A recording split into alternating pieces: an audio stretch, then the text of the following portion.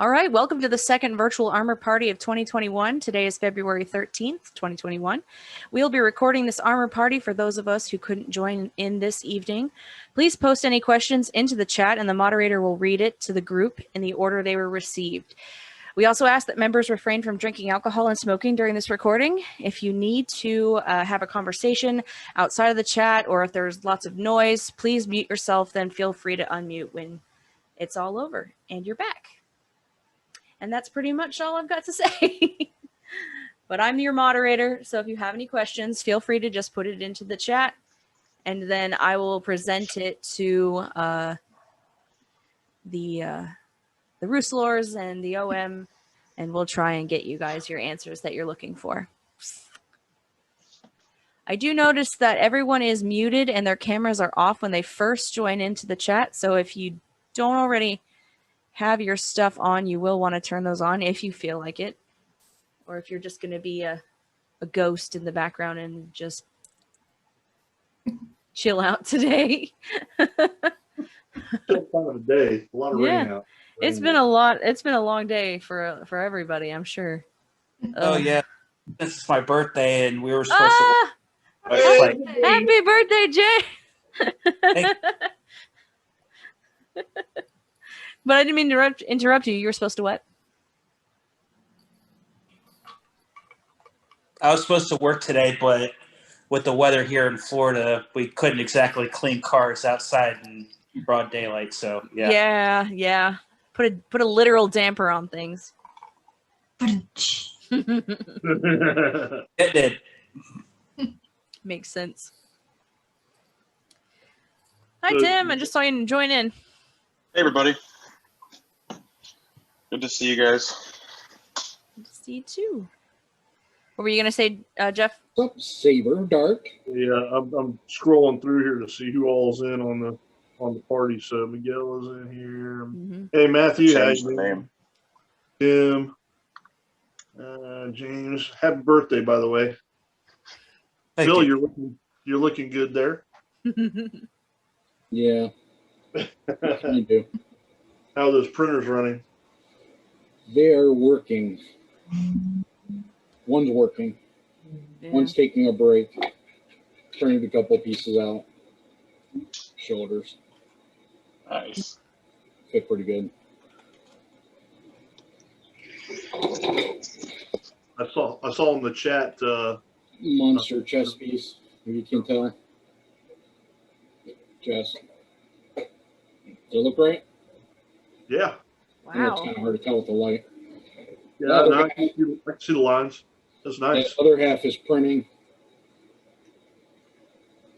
Playing around with a 8mm nozzle, Tim. Ooh. Fancy. Such fast print time. Well, the helmet I printed, 100 hours, right? And I did, I put the same thing under the 8mm. It knocked it from 100 to 24 hours. When I was at 100 to 24 hours with 8mm. Wow. You definitely use a lot of filament. But, Yeah, it burns through it quick. In the settings. Yeah. But you can't argue with the time saving. I mean, theoretically, you could have a lot stronger of a print too if you have twice the thickness of the line. Exactly. Yeah, right That's now, not- chest piece not is bad. printing at 2, 2, and 2. Damn. And it's sturdy. Yeah. Because if you think about it, it's 8mm, so it's still, it's printing like the 0.4mm nozzle. You'll have to do to make the same thing 8, 8, and 8. The inside, outside, and the bottom line. Yeah. But it's very sturdy. Very sturdy. Awesome. I only got 15% infill. Okay. Are you using ABS like normal for you? No, PETG. Oh, cool. I'm gonna start playing around with PLA Plus soon. Oh. Yeah. It's very cheap and it's super easy to print with. Yeah.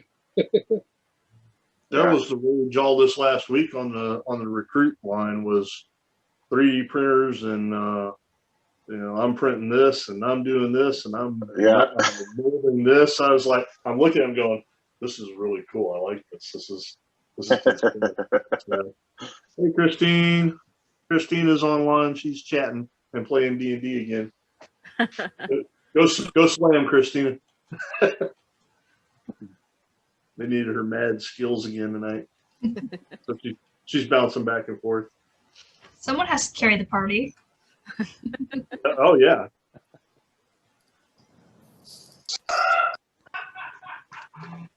Hey, Willis. I saw Willis. Greetings! How are you guys doing this evening? Really good. How are you? I am weird. I'm being weaned off medication I've been on for about 30 years, so my head is not quite right today. So Perfect.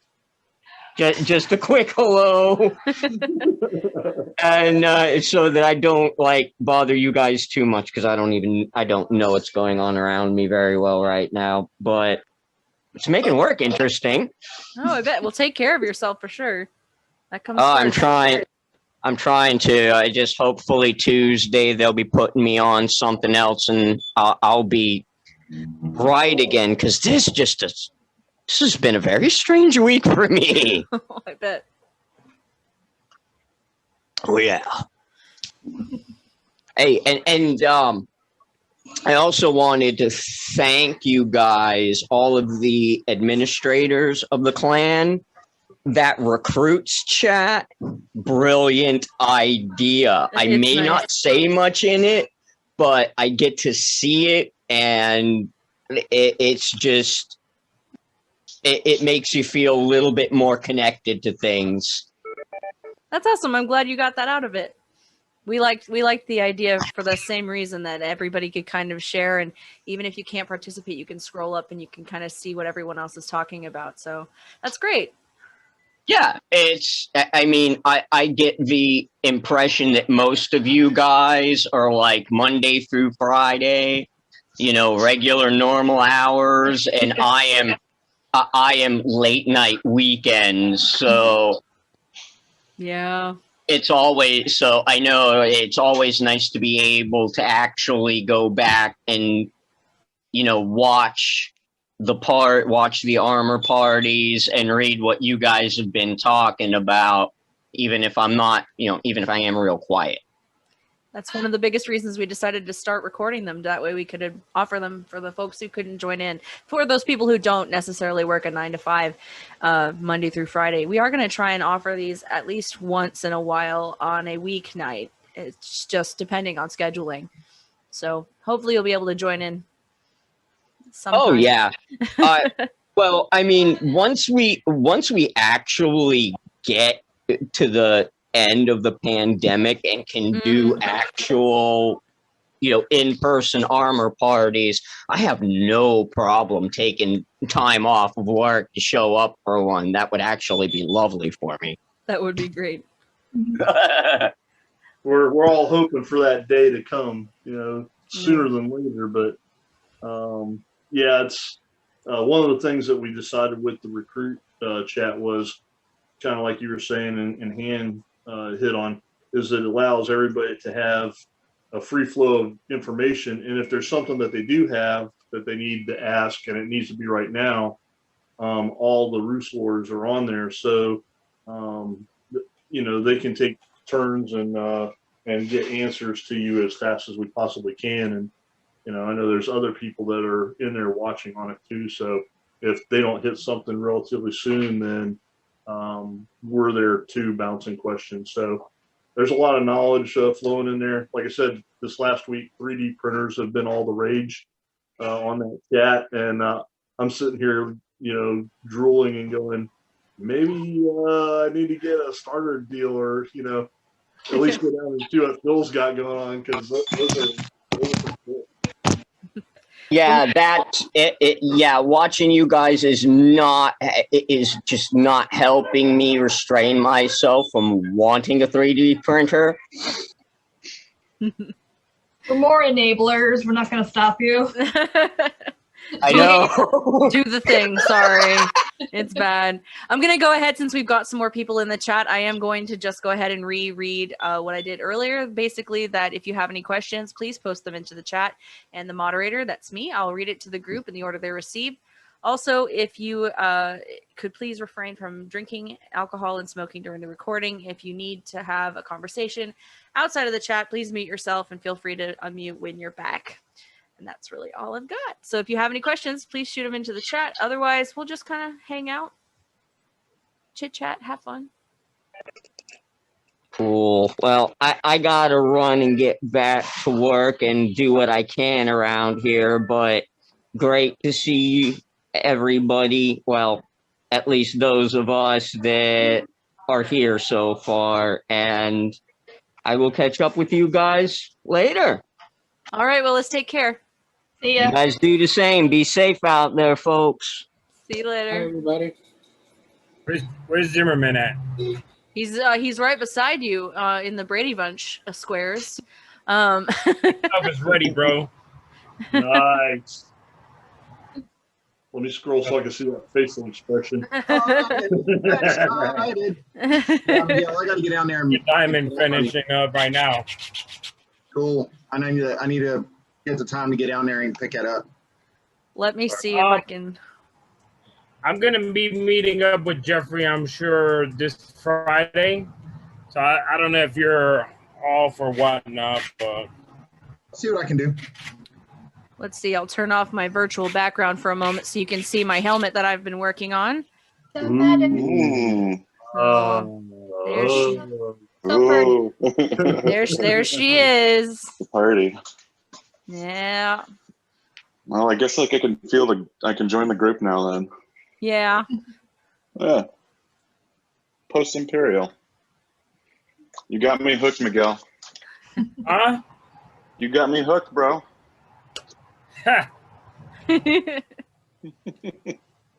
Yeah, I've got most of my stuff pretty much done, man. It's armor's painted. I did a couple of other things that I needed to get done, but yeah, slowly. Awesome. I got Phil doing the same shit. He's doing that the heavy. Yeah. Sweet. So That's gonna be pretty badass. I got I gotta Zimmerman. find the files. I got Zimmerman hooked now. He's got his plate. And Nice. It's just an easier. I mean, overall, I mean, it's probably the easiest of all because you don't need a collar plate, Collar plate. right? Yes. Nope. Yeah, no collar plate. 4 pieces for lower. Yeah. So I mean, the you don't hip even need armor. a cod plate for that. Yeah. The hip armor works. Yeah, it just overall, the more I thought about it, the more I was like, yeah, I think that's going to be number 2. So that's the focus now. I think you sent me the It's chest so much file. easier. I don't know. I got to find it, but I like that style. What do you need? The version 1 Mando chest file. Yeah. Like, See, the good thing about this one here, episode 1, that one. yeah, you don't. On some of them, you don't even need the ab plate, so you could just really? have this top part. Yeah, Huh. we were I do like discussing it. that. About, that what? Go ahead. No, I didn't hear you broke up. Oh, I said I do like that ab plate. Like it gives a little bit more detail at the bottom. Yeah, Breaks it up a little bit. I like the ab plate, but you don't. Like we just had an app that didn't have the ab plate, Uh-huh. and it looks fine. Like I said, it's a really good era Uh-huh. because you can take. You don't have to put a lot of effort. Not that you don't, but I mean, you don't have to worry about a lot of different things. Like when we were trying to get official, we had to have a collar plate. Yeah. That, you have to worry about alignment and stuff, and that is what That's the biggest problem for almost everybody. right. So it's like, yeah. Hey, Mike, I just saw you join in. I wanted to say hi. Hi. Hi. How are you doing? Oh.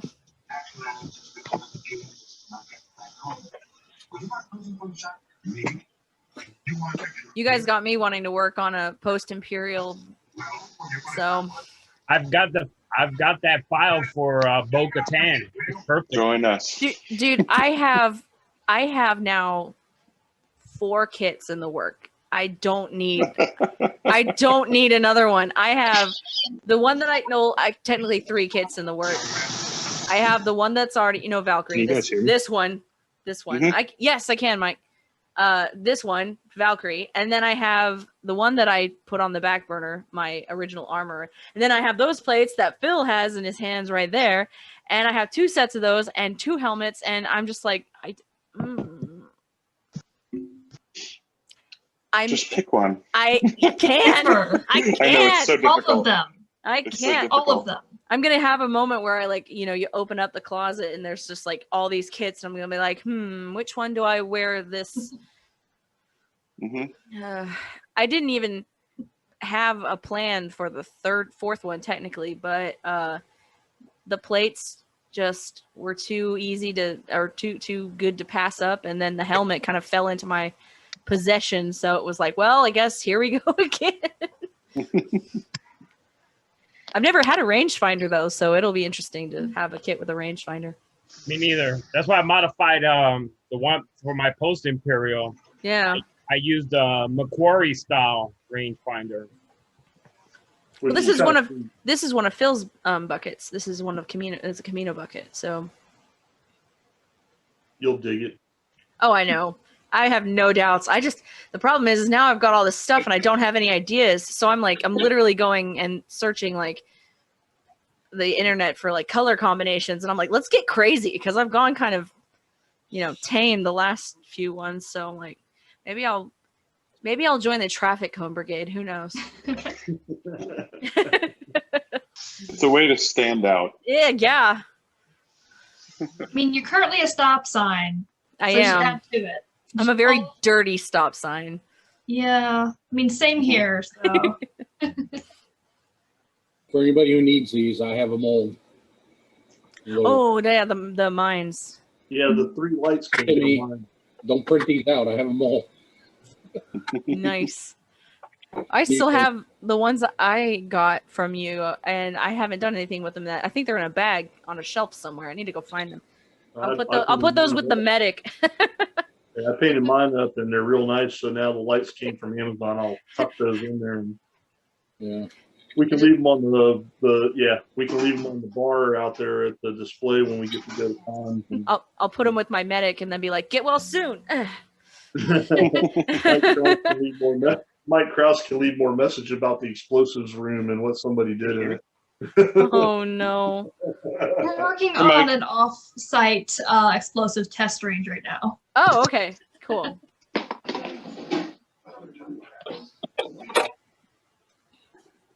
Not a bad light. I mean, they're just cheap little. Still see you. Got them off of Amazon. Can you hear me now? I can. Yes. Hey. I don't know why that headset's not working on my phone. Oh no. I had last time.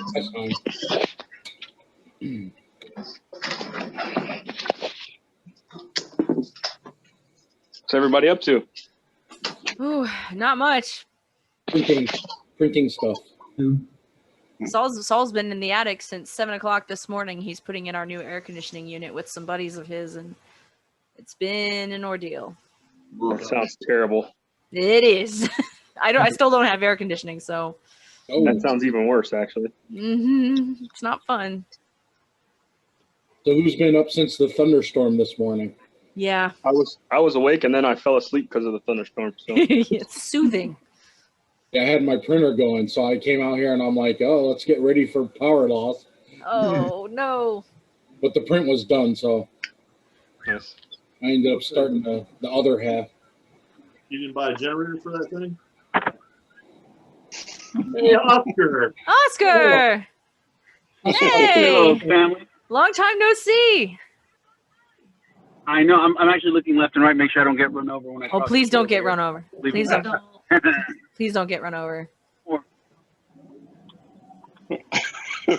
We should stop the recording while he's driving. Yeah, it looks like it stopped involuntarily. Hell no. Yeah. Oh, I okay. need the video evidence. Oh no. With these sorts of meetings, there is always an aspect of trial and error, and so Excitement and danger. yeah, that too.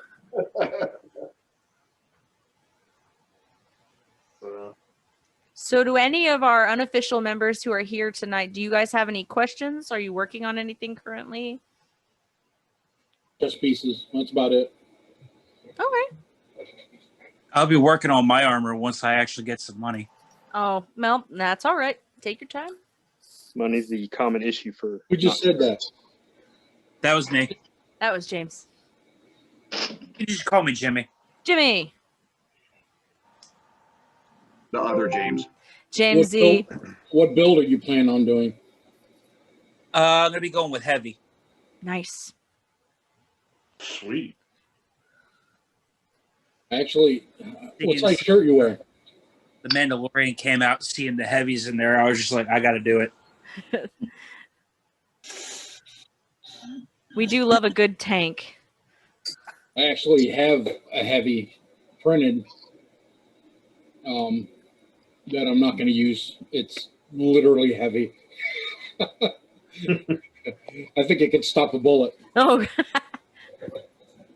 I don't think I want to try to go that far. Let's not test that theory. Yeah, no thanks. I could take it to work and throw some extra Kevlar on there for you if you want. There you go. Oh, wow, that looks really great. Nice. But it's literally heavy. I made the mistake of using my original printer settings, and there's literally one roll of filament per piece.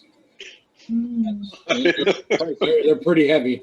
Tim's laughing because he knows what that is. Dang. Those are 1 pound a piece. They're heavy. But they're good. They're usable. Oh my gosh. What's better than heavy armor? Free heavy armor. Yeah. True. So the only difference between this and the ones I'm reprinting at a different setting is I made the other ones a little wider so I could play around with it. These are a more narrower, but they can always be cut down because the plastic is so thick and durable. If you got to cut some off the top, cut some off the edges, they're durable. I think they could easily be modded and somebody will be able to use them. Hannah's gotten plenty of plastic for me because she knows somebody will be able to use it. You didn't get this set because for some reason the filament it printed overnight and there was a flaw in the thickness of the filament, and I don't know what happened, but it ended up starving under extruding. Oh, what? And created all these little lines, and it just didn't print right. Huh. But they're salvageable, and I just put a bunch of epoxy on. I was gonna say, yeah, epoxy or like filler stuff that would be just fine. So that's cool. Yeah. Somebody else can use those. These are lightweight, like the ones you got.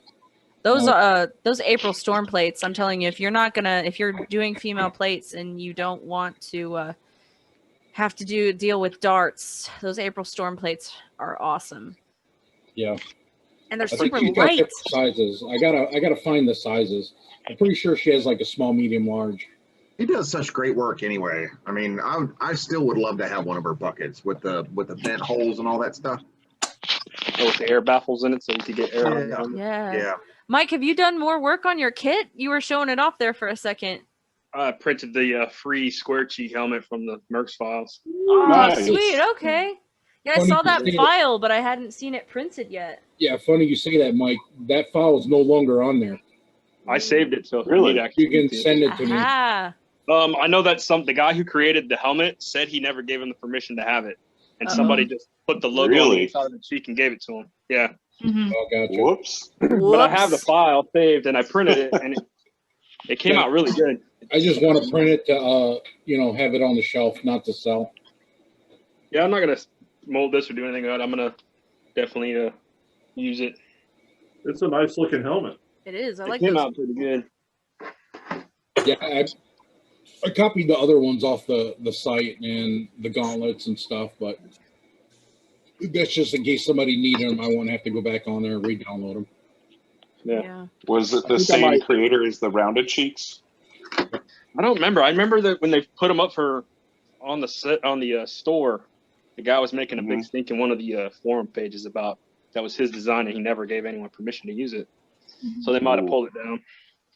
Yeah, I probably pulled it down. I mean, Yeah, all I of them- I know downloaded I all have of them it. too. So if you guys I need have them. it upstairs saved on the USB. Welcome back, Okay. Christina. But it came out really nice. It took my printer like 5 days to print that helmet. Oh my gosh. how many hours? It ran for 5 days straight. I don't even remember. Holy cow. For 5 days is probably about 100 hours, Yeah. and that's what Yeah. that was. It was yeah, same here. That's what this took was. forever, $100. man. At first, the file said it would print in like 4 days, and then it just kept adding time. You know how printers do that weird shit? It adds Yeah. time. You're like, Jesus Christ. Yeah, I'm running into that now. Like this big ass chest piece, even as I mean, it's literally taking up my whole printer, and with the 8 mil nozzle, it's still saying 11 hours, which is pretty close to that. It did run over, but it's not a roll of filament. That's all that matters. And lighter weight. Yeah, it's manageable. It's actually it's pretty durable. Yeah. That's crazy that it took a whole roll of filament per plate. No, the other ones did, yeah. Well, Yeah. I did I think the settings were 4, 4, and 4 with an 8 mil nozzle. So that just tells you how much filament it was throwing out there. I got this little printer now. And then I got the S4. The Nice. S4 is pretty nice. I like that one. And then I got my original little one. Remember that one? Yeah. And then I got The the Trinexis Megatron one one? here too. Yeah, the Chinese knockoff clone. I haven't used that in forever though. And I got to get this one running right. Arissa says hi. Hi, Hey, Rissa. Marissa. So Said hi.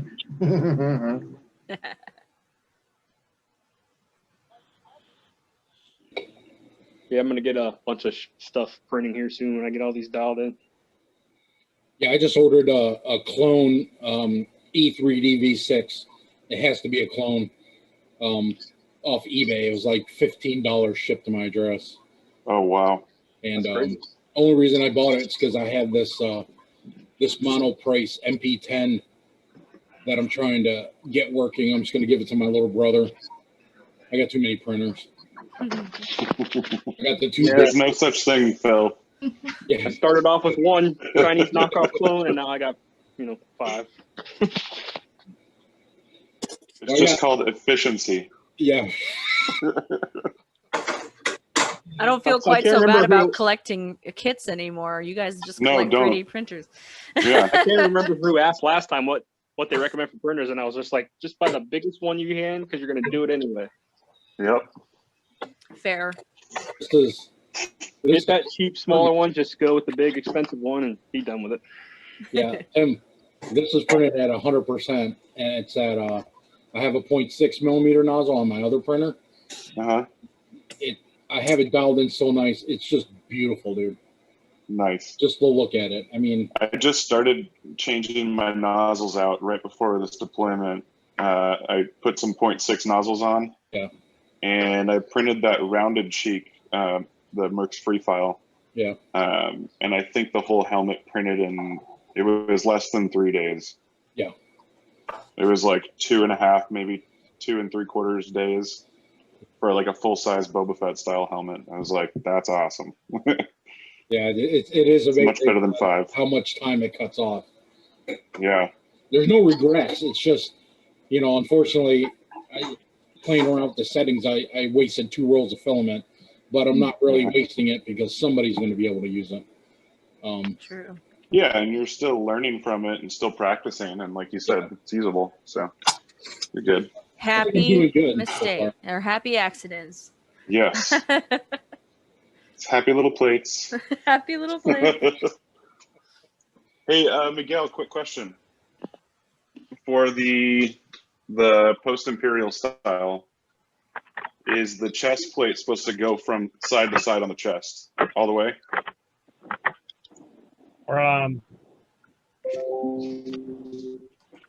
You basically have to measure. Hold on. You've been hitting the sauce, Miguel? So, where your color right here? What? You're frozen, Miguel. Sorry. Let's give the video a sec to Yeah, what? catch up. There There you you go. are. Okay, you're back. It's cutting Oh, in and out showing. of service for you. Oh, I said You're good. basically from right here where your neck kind of just go like right across. Uh-huh. That's where that's how I took the measurements for James. Like basically the side to side of your chest, just like Yep. right there. Okay. Yeah, I mean that file should probably. I mean that file you shouldn't even have to change any size on it. Now, Oh, really? yeah, no. You have a I file mean, for printing 3D post imperial? Yeah. what? No, I was asking if you have a file for the post imperial chest. Did everybody go? He said he one, did. yeah. I think Miguel does. I Yeah, have he's been 100 printing in it for the front. James.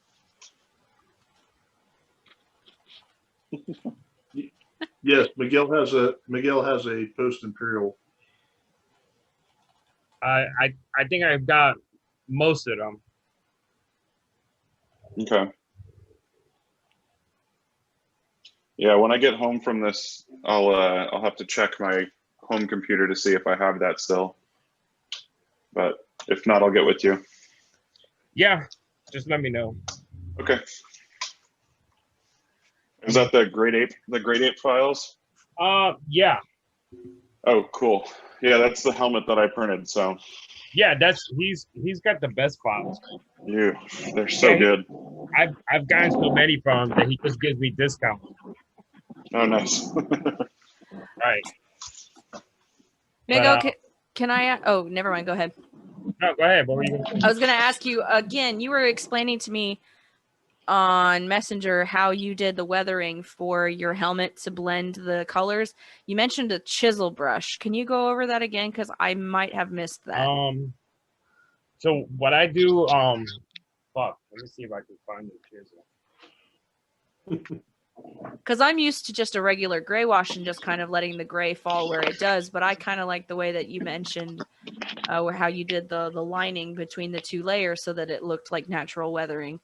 Oh, what I do is I take a real, I put paint on the brush, then I kind of take it off, just light enough that it'll kind of leave a little outline. Uh-huh. And if there's too much, then I kind of just wipe it off and I just kind of go back through it again. Okay. You're talking about dry brushing? Nah, I've done dry brushing before. This is a different. It's different. Is it stippling? Like, are you stippling it, or are you just running your thumb across the brush, just spraying on? Not stifling or running across. This is like actually. Bro, I'm literally just kind of. Miguel's got I just take the edge and just run it down the edge of the. Because I wet sand it, so it's kind of hard to. But and I don't think you guys could even see if I brought the. But there's a line. I kind of use the outline of the piece, and the paint just kind of falls into that, once you, and then I just kind of wipe off whatever excess. Okay. I I haven't really done like the way I used to do it, and how I do it now is totally different. I mean, because I have some gaps in the paint here that I still have to touch up some of this, but like, ouch, I have like lines right here that they don't quite meet. yeah, you can do that with that. Yeah, Like, that's what you could literally hide all of that stuff. that's what I thought, but I just needed to know a little bit more about the technique. What I can do is later on, I'll send you close-up pictures of my new helmet and the armor. Okay. And that way you can actually see what I'm talking about. Okay, sounds good. I must not have gotten the tape just too far away. I should have gotten it a little closer, but I figured it was easy to fix, so I'm not worried Did you about wet it. sand it too to kind of? I haven't wet sanded it yet because it's been really humid. I really want the paint to have a good chance to dry before I would do any sort of wet sanding. Yeah. You could probably use a panel liner pen and fill in the gap. Yeah. That's a thought. The only thing I don't like about the panel liner pen is that it's usually like those Gundam pens and all that stuff. Mm-hmm. They're so hard to kind of wipe off without using alcohol or something like that. It's just acrylic paint, like that shit that you get at Walmart, that 50-cent Apple Barrel brand. Mm-hmm. And so if I mess up or I need to take it off, I can just wipe a little bit of water on it. That's what I've used since the first kit, and it hasn't proven me wrong yet. Yeah, that's with my helmet. You get that brush and you dig it in there, and it just kind of falls wherever, and you wipe away what you don't want. So. No, yep. Your helmet. You need to burn that. Never. Just a reminder, as more people have come in, please post any questions into the chat, and the moderator will read them to the group in the order they were received. We also ask that any members refrain from drinking alcohol or smoking during this recording. If you need to have a conversation outside of the chat, please mute yourself, then feel free to unmute when you're back. Hi, guys, and welcome. Where are you headed to, Oscar? You going out on a date looking all sharp like that, or what? I just got off of work. I just got off work. Yeah, on the daily. They got me in a monkey suit. I was like, dang, you dress up nice. Still orange, though, I see. Actually, no, brings the traffic cone with them everywhere. I know, I was going to say still orange. My destination is a secret, though. I'm almost there. Oh. So you're going to be going Black Ops on us here real soon, huh? Going clandestine. Yeah. Visiting one of my favorite. Let us know when you go dark, okay?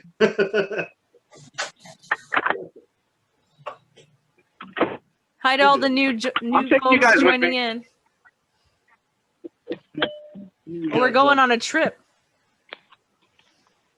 In your favorite rocket ship. Hey, zooming through the sky. Little Einsteins. Yeah. Crescendo. I better go lock my door because I think Oscar's coming to my house. Uh-oh. He wants to see So I got a couple of things to show off real quick. I got to hit the bricks soon. All right. I have a real simple pouch pattern. I don't know if you guys do any leather pouches. This has one of those buttons. Yes. I will not ever use that again. I'll be using a magnet because this is ridiculous. Every time you try to close it, you got to pinch the whole thing down. I have made so many Jawa pouches, Matthew. I know, you know it. What you're talking about. Now, the question I have is, all I did was fold over the sides and rivet them. Mm-hmm. You know, does anybody care? Like at what point, where is the quality point? Because this is easy. Like knocking these out is, I didn't sew it. I don't have to sew it. Simple. That works perfectly. All right. Still waiting on my test to see what's going to All right. So the belt loops in the back that I just cut in, obviously they'll work. I know they'll work. Don't get me wrong. I'm talking about like what people like. Because I mean, there's some people here, and maybe in this group too. We're on Zoom set. The seriousness that go into some of this stuff, you know, you know, the weaponry and whatnot, you know, all metal or the metal kits. Part of me is like, oh man, I'm gonna do it all. And then the other part's like, this took me about, including, you know, the dyeing and everything, maybe a half an hour, probably less, and I could have knocked out a bunch of them on the mass production line. The answer I always give is start simple first. Yeah. And then if you feel that you want to start replacing stuff, you know, go, you know, the next level up, build into the next level of your kit and transition. All right. Yeah, that You sounds know, about right. Or keep the even one at first, keep the easy one at first, then, you know, do like some of the guys and go, okay, I'm going to build another kit, another character, another time frame, and go the next level on the next kit. Gotcha. All right. Well, I started working my way through the Clone Wars. I didn't watch it when it, you know, was out. So now I'm in season 2. I know. Hey, Jeff, neither did I. So I only watched it last year for the first time during quarantine. So, right. I'm no gonna hate. tell Matthew right now, he better hide those fingers from Tito. Oh no, you're right. Is this a problem? What are we talking about here? Oh, Tito's a droid hunt. Tito is a droid hunter, so he likes all of those droidy pieces. Cool. Another part for his backpack. Another part to fall on. Oh, wait, no. Love you, He's Tito. kind of like if Mandos and Jawas had a baby. Are you saying that because he's only 4 foot tall? Well, that also, yes. He's taller than me. What the heck? Hey, talking about Everybody's taller Tito, than you. look, I got the ultimate trophy, bro. Oh, you have his helmet? What? Oh, that's why Tito's not in the chat. Tito's helmet. Did you steal Tito's helmet? I have a big news. What's up, Austin? I'm gonna be a dad. Oh wow! Oh, Congrats! congratulations! Nice, man. Yeah, I'm not gonna lie. I'm scared. Well, we all were. Yeah. Be scared, but do it anyways. It's definitely worth it. I'm definitely gonna step up. Yeah. Found me a great paying job to be able to support him, and that explains why I'm all burnt. Uh-oh. It's been a long day. All right, I'll clean it up later. Michael, are you making a mess? No, Oscar's leaning on things, knocking stuff over. Dang it, Oscar. Come For on. shame. Did For you take shame. the helmet with him? Can't take those Haitian guys anywhere. Darn.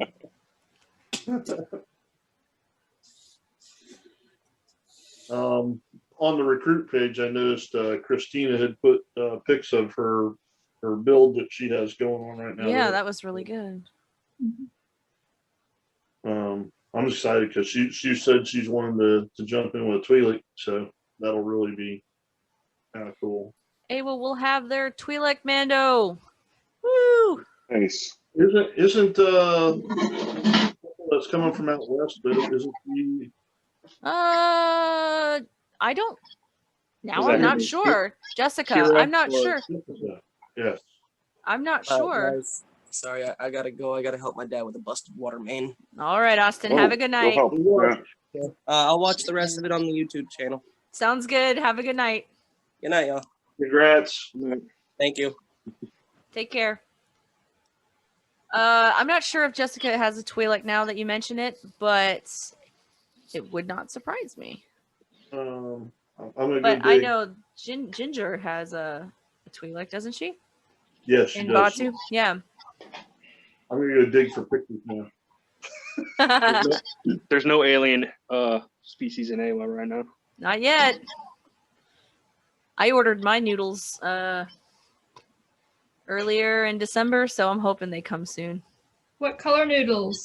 I got just tan because I'm lazy and don't feel like using body paint. But I feel that. I'm friends with Pam on Facebook, so I was just like, Pam, can you hook me up with some freckled leku? And she's like, heck yeah. So I'm getting some tan freckled leku. Nice. So it should hopefully match. Go with this whole this thing. whole thing. This visage. This mess. You just have You're to blend- wonderful. You'll have to Goodness. blend it. Yeah. So no, she's awesome. She's just got so many orders going on right now. It's gonna take probably till March or April before I see them. But you know what? She's awesome, so I don't care. And she's like outfitted almost every Twi'lek in the Rebel Legion, 501st, Saber Guild. Is that Pam? Pam, yeah, Twi'lek Yeah. Pam. She's awesome, and her work is quality. She's phasing out her latex ones in Aleku in favor of her silicone, and I've seen a review on YouTube of the difference between the two, and there's no comparing. They're so good. They're so. I actually saw a silicone pair at Celebration, and I got to like hold Touch them. them? They were way nicer than the other ones. Yeah. Yeah, Silicone's the way to go. They move so much more like an actual like. If a Twi'lek was real, it would. That's what they would look like. I'm sure. Yep. I'm surprised Mike didn't run off of a pair of them. I know. I tried. Just snatch those off of somebody's head, and they'd be like, "I'm giving as much money as I spent on those." They'd probably murder you. Probably. Everybody knows about me and my obsession, so It's okay, Mike. You're not alone. it's cool. You should start a support When group. did she put in the silicone ones out? Because I was gonna order. I have a she's- thing I gotta work on. And She's had them already. She's had them for a while. is it on her Etsy?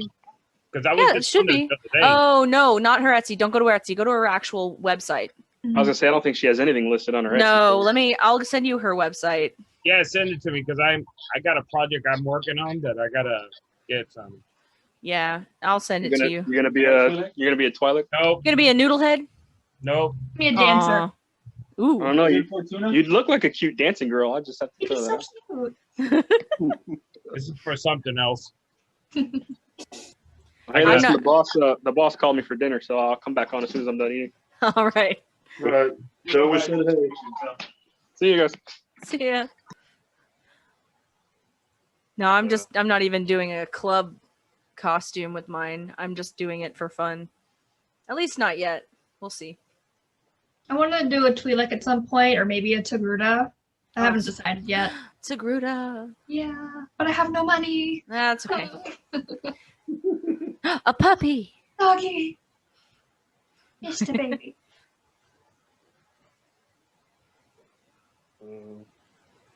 Let's see here. Miguel, you're working on your kit right now? I'm working on a couple of things. I've got I'm looking at the silicone. I'm working on my Boba Fett from the series. Oh. His old man dad bod that. That's right. No. You will not disrespect Dad Bod Boba Fett in this chat room. I respect I will throw hands. I will throw hands. That's dad bod. Hey, Throw hands. I'll tell you what. I already got part of the carbine, the new carbine printed out. Yeah. Mm-hmm. And I mean, I've got a lot of stuff. I got a new printer coming tomorrow. Finally decided to buy a resin printer. Oh. We'll see. Have fun. Yeah, depending on what the weather's like tomorrow, I'll I'm still- probably be working on one of my sets of plates. Well, we needed a resin printer for some of the Greeblies that we're gonna rework. So I mean, it only makes sense since we Yeah. needed it. It's an investment. Yeah, I mean, Yeah. we're planning on redoing a lot of the ear caps and a lot of the Greeblies and stuff. hmm They definitely look good. It's just it's not as user friendly as an FDM printer. So I like it, but it's like it was really difficult for me to get that learning curve down. You get a smoother print with those, right? I got a Monoprice, the Photon Mono X. Did you see? I bought the illegal Mars 2, the mono. Yeah. It's the new one that just came out, and so supposedly it's a little bit easier to deal with. It's got its own, the software for it. So Yeah. I'll try it. I mean, shit, it can't be no worse than, I mean, we started from FDM kit printers and building those from scratch and Delta. That's true. I mean, yeah, this is only one moving part. The rest is yeah.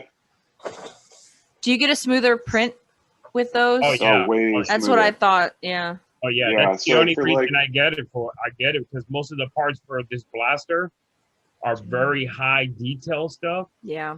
And I was talking to Phil, and we were just like, let's just do it. So we decided, you know, we needed it for the farm.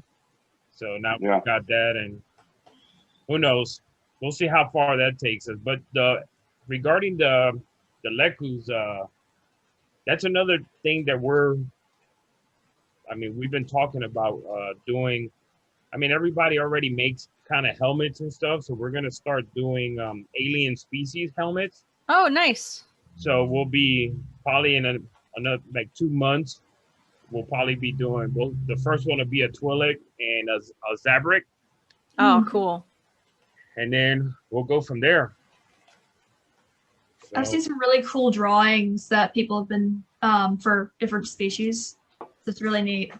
Yeah, I mean there is. It's just a lot of people are apprehensive of doing it because there's not really, unless you build the helmet from scratch or you get somebody kind of 3D model it. And most of the times when they 3D model these helmets, they don't put the elements that are required, you know, for Mandalorians. You know, the ear caps and the T visors. I mean, I'm part of the item approval team, and some of them I see is like, you know, just a little bit more work, and you know, you can really do it. And sometimes they get mad and they don't want to do it. Well, somebody with a rhodium one.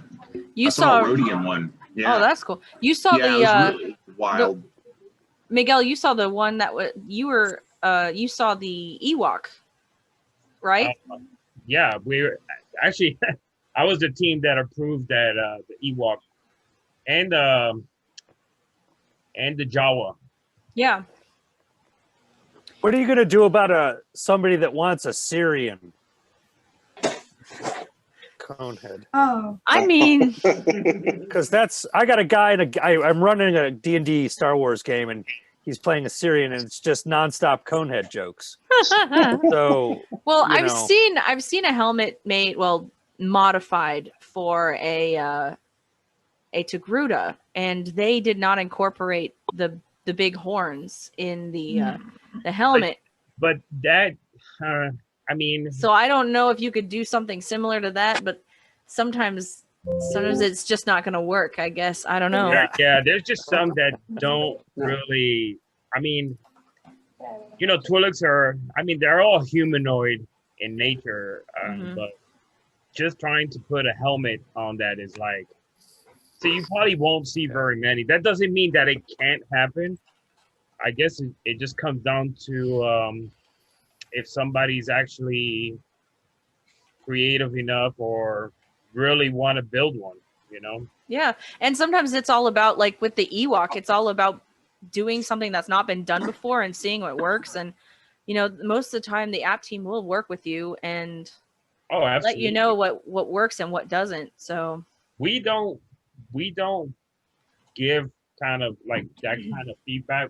When we get an app, no matter what species you are, you're gonna get judged regardless, and more on if you follow the CRLs. The Ewok, she followed the CRLs. She had everything there. I mean, what did it look a little over exaggerated? A little bit, but I think that was the fun part of it, that she was able to actually put that together. Yeah. I know at some point there was somebody building a Wookiee. Yeah. I don't know how far that ever went, but you know, that's a possibility in the future. Somebody will do it. Twi'leks are the normal, Zabraks are the normal, whatever, Tortugas or whatever they're called. Togruta. Yeah. Tortuga. They're turtles now. I call them turtles. Whatever, turtle ears. I saw somebody working a Tuscan. Oh, that's cool. Oh yeah. Well, I see. There's another guy, but the Tuscan one is cool. I'm not a fan of the mouthpiece. It kind of kills the whole design. I think he removed the mouthpiece. It looks He'll good. get approved easily. I mean, he's got a couple of things he has to do, but like I said, I'm not his Russo or Russo. So that's not, in my area the only thing I worry about is once it comes to in front of us and we look at it, and then we judge it based on what the CRLs say. So that is That's Jess. Yeah. She is not alternate species, but that's her kit, and it's metal. It's made by Dresden. Yeah, right. Who is that? That's Jessica. She's moving from another state. She's already OM. Yeah, she's already OM. She actually reached out to me through Pride Squad and was like, "Hey, I'm thinking about moving to Florida. You seem like a really cool person. What clan are you in?" And I was like, "Oh, I'm in Aiwha." And she's like, "Well, what area is that?" Because I'm thinking about moving to Davenport. And I was like, "Well, Davenport would be in our area." So she's really excited to come down and be active with our clan. And she and her husband both have metal kits, and I believe they're made by Dresden. They are. Yeah. I had a pretty good chat with her because she's from an area where my best friend from the Marine Corps was from that area. So that's her kit. And give me a second, I'll pull up her husband's. Yeah. He has more of like a snow terrain type kit. Yeah. I remember him. Actually, man, why is he familiar? He was in the Death March. We chatted with him in Orlando, right? Yeah. That's right. Okay. I recognized his Wookiee or his fur. Tauntaun. Wampa. Why God, I can't remember. Oh yeah, I've seen him before. His kit's amazing. Yeah. They're coming to our area. They're excited to be coming down. So I'm like, very cool. So. Well, she seemed excited when I talked to her, so I was like, "Yeah, heck yeah, join us. Come on down." I think they're looking forward to the nicer weather. Well, we kind of had discussion. Well, we had the discussion. She goes, "Well, how's the Florida sun gonna play with walking around with metal?" And I said, "Well, you'll have to cross that bridge when you get to it." You might want to do indoor troops. Yeah, that's what honestly, I don't even think it's going to be a difference because hot is hot. Mm-hmm. Yeah. I mean, don't shoot during the summer outside. I don't. Han doesn't know more. And not anymore. I learned that lesson 3 times too many. If it isn't an indoor troop from May till like October, I'm not doing it. Yeah. It's not so much that you don't want to. It's just for your own physical health. Sometimes you have to say no. Right. And I've dropped too many times to do outdoor stuff. It's dangerous. It's dangerous for me. I'm a fall risk, so not doing it. Not anymore. Yeah, nobody should ever. I get it. There's some events that are cool as hell, but parades are not one of them in the summer. Outside troops are not cool in the summer. So if it's not inside, I suggest you stay away from it. Yeah. So, but yeah, that was one of the things I said. Same sort of deal. Hot's hot. The motto in Florida is hydrate, even indoors. Hydrate or dihydrate. I was just gonna say that. Lots of water. Because I ain't starting IVs on nobody. I'm there to have fun, not work. No lie. When I know, even when we're doing parades, I think I pregame like 2 days before. Gatorade, just getting my body overly saturated because I know the moment we hit that wall. Sometimes we're waiting. What was it for the Christmas parade? And it was nice out, and we were still dying. Like an hour and a half outside, and I was like, "Oh my God, I'm gonna die in here." Hi, Ezra. Hi. How are you? Glad you could join us. Me too. It was touch and go there for a moment. It's all good. How you doing, Ezra? I actually saw some 501st folks in like 2018, 2019 St. Pete Pride Parade. It was like 98 degrees out there. I was dying in shorts. That and I'm was wondering me. I was there. Were you? I was there. Wait, 2019. wow. I would have been a Jawa. No, With you arm- went in your Mando for that year. I went no, because I did 2 parades that year. It depends on which one it No. was. It was the How pride. How did you not become one with the Force that day? Just a fun story. I was just This is sharing it. all the times that I've blacked out at an outdoor troop. My very first troop that I ever blacked out at was St. Pete Pride. Good job, Han. Hell Good yeah. job. They felt so bad for me. I didn't even get to walk in the parade. I passed out right when we got to the starting off point. They still gave me a coin for the troop. Didn't Vader pass out too?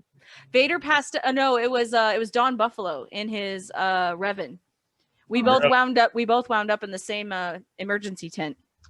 But that's the only problem I don't like is I get that there's a staging, but when you have those characters, they should say, okay, look, we got a staging area, but we're gonna have a tent over here. Well, we walked like almost a mile to the beginning of the route in kit, and I was like, well, I knew I was in trouble because I got to the starting off point and I couldn't feel my face. And I was like, this isn't good. And then the last thing I remember before I kind of blacked out was I need to sit down or I'm going to fall down. So I sat down, I blacked out. I came to Mary Fran from the 501st was helping Corey Barber take my costume off because the EMTs were going to cut it off if they didn't. So I had just gotten approved. I was like, don't let them cut my kid off. Please don't let them cut my kid off. I mean, I'm no stranger to hot cosplays because I do like Kingdom Hearts Organization 13 stuff, but that's got no bucket. That's open face, and I don't think I want to find out my limits. It just like Miguel and I were saying, like just play it safe. And if you do an outside one, make sure like the weather's not too crazy. If you go, hydrate the day before, and then the day of, during, after, take snacks, make sure your blood sugar's good. Right. I just Fans in don't your do it helmet. anymore. Yes, fans in your helmet. Do that. But even then, just take care of yourself. If you're worried about it, don't do it. You are so much more important than a troop. I'm wondering if there's even room inside my bucket for a fan. There are. Trust me, Oh, I wait. actually have fans inside my Jawa mask. If I can have that, you can have fans inside Actually, your Han, what I'll do is I'll give the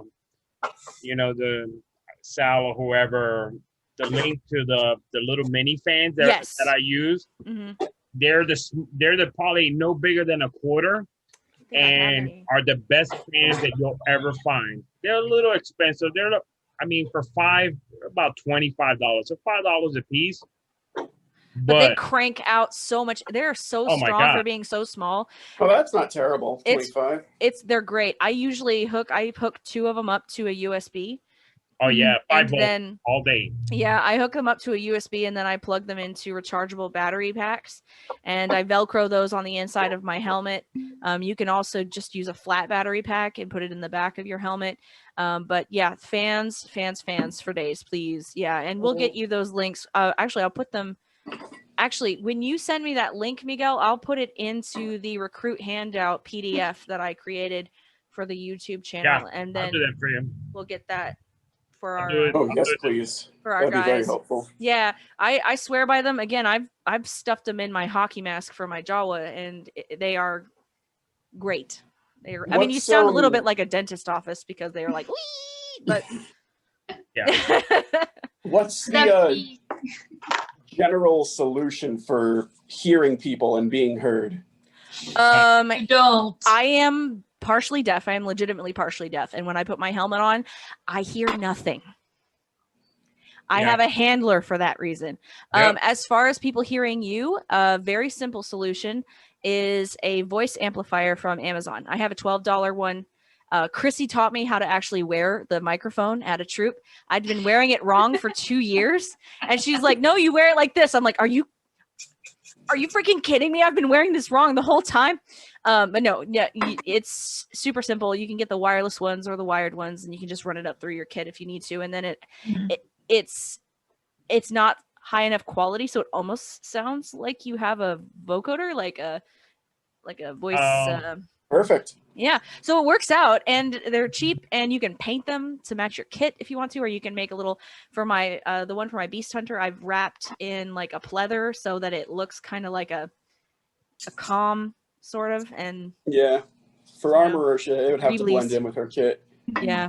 Now, if you want to spend just like, I think it's $40, voicebooster.com, the Acre or the MR12 something. I forgot what it's called. Is that the one Shy has?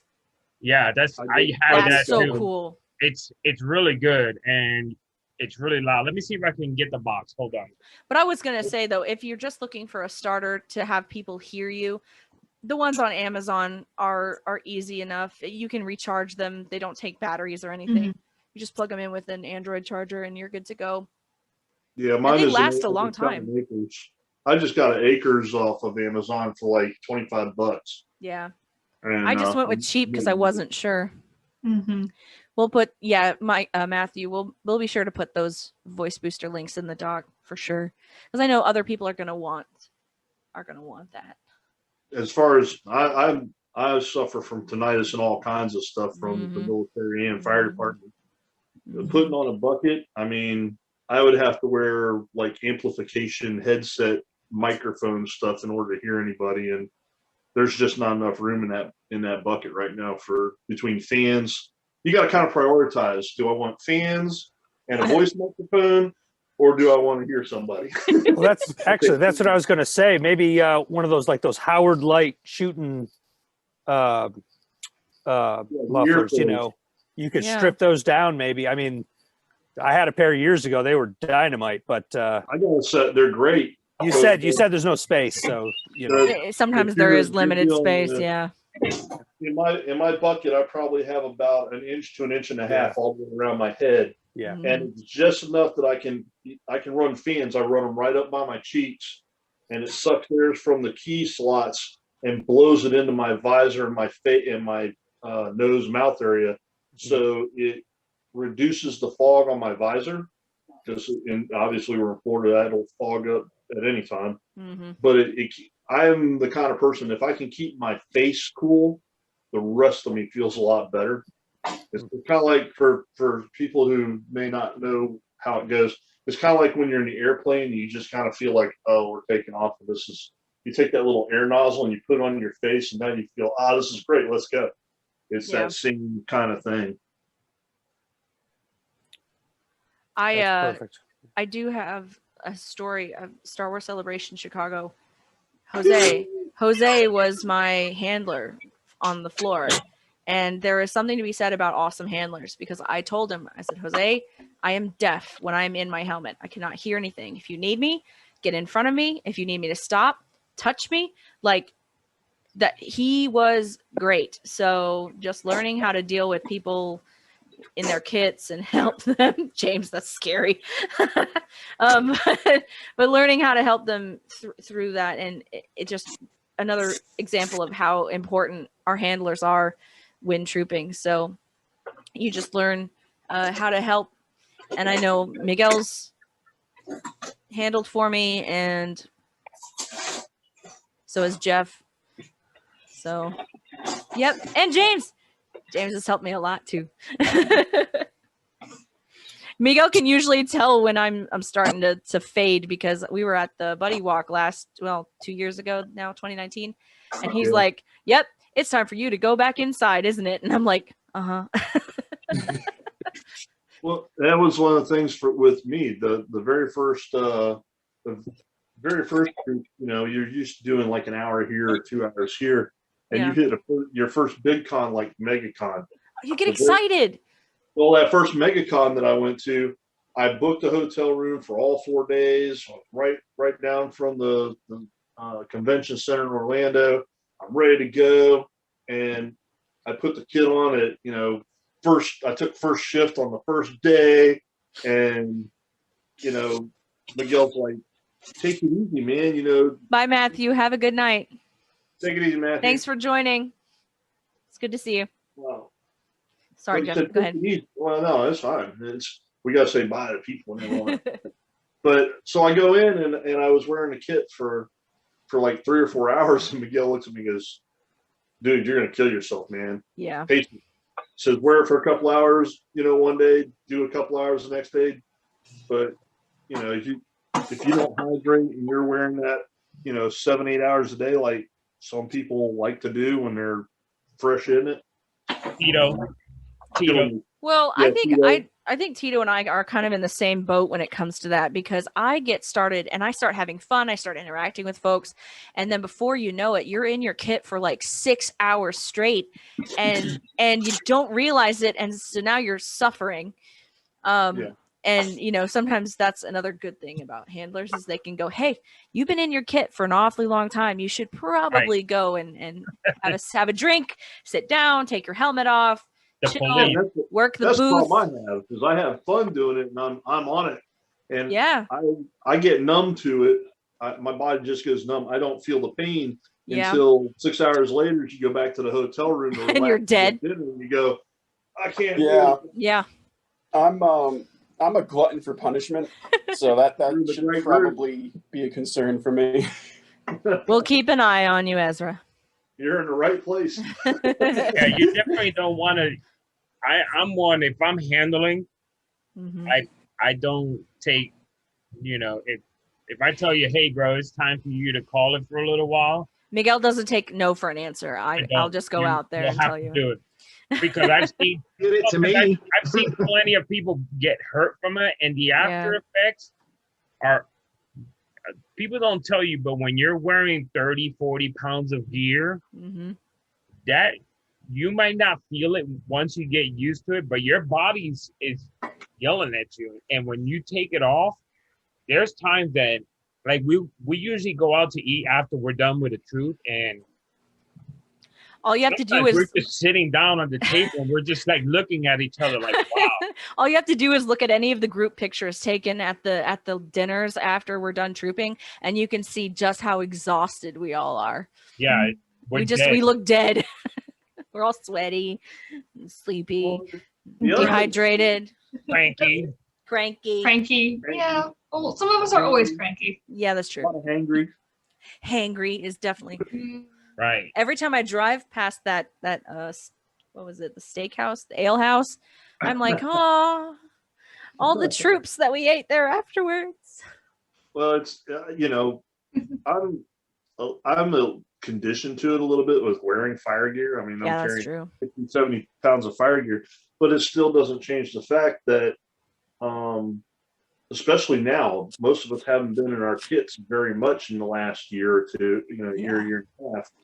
When we start to get to go back to some normalcy, it's going to be hey, this is our first one out. Let's pace ourselves instead of, running 3-hour shifts. The conditioning is going to be a question as to how long do we play ball in these things. Yeah, I know. Saul works in attics and in the heat, and so I'm like, I'm dying. Aren't you hot? And he's like, I'm fine. He's just accustomed to it, and I'm definitely not.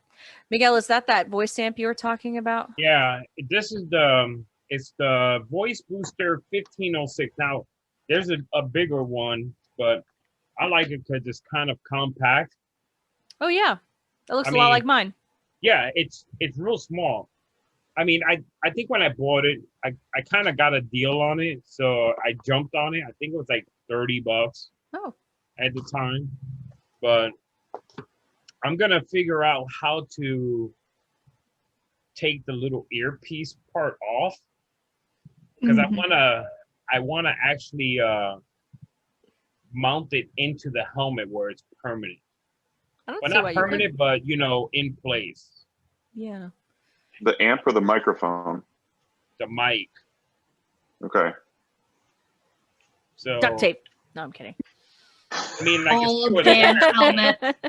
But I think I can cut this little part off. But you know me, I'm always ready to tinker with stuff. Mm-hmm. And sometimes I end up having to buy a new one because I mess stuff up. You cut the blue wire. Well, I want to make sure I'm not cutting any wire. See where the blue wire goes? Yeah. Plug it in where the blue wire is. Don't touch the red one.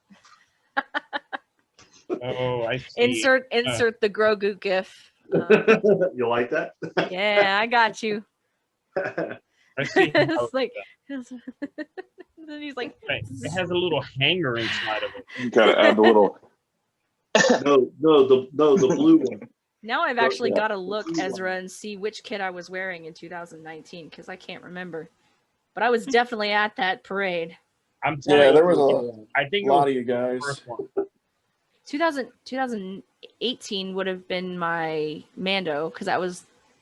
Well, you wouldn't have seen me in 2018. I didn't make that parade. that I one think it was 2019. 'Cause Okay. That was the Pride where my shift went out in my car, so I had to drive all the way home and drive, and that sucked. Oh god. No reverse either. Oh dear. Trying to remember. I've got so many pictures on my phone. Yeah, it was 2019. Okay. I want Pride to happen again. It's so much fun. I'm It very will bored. eventually.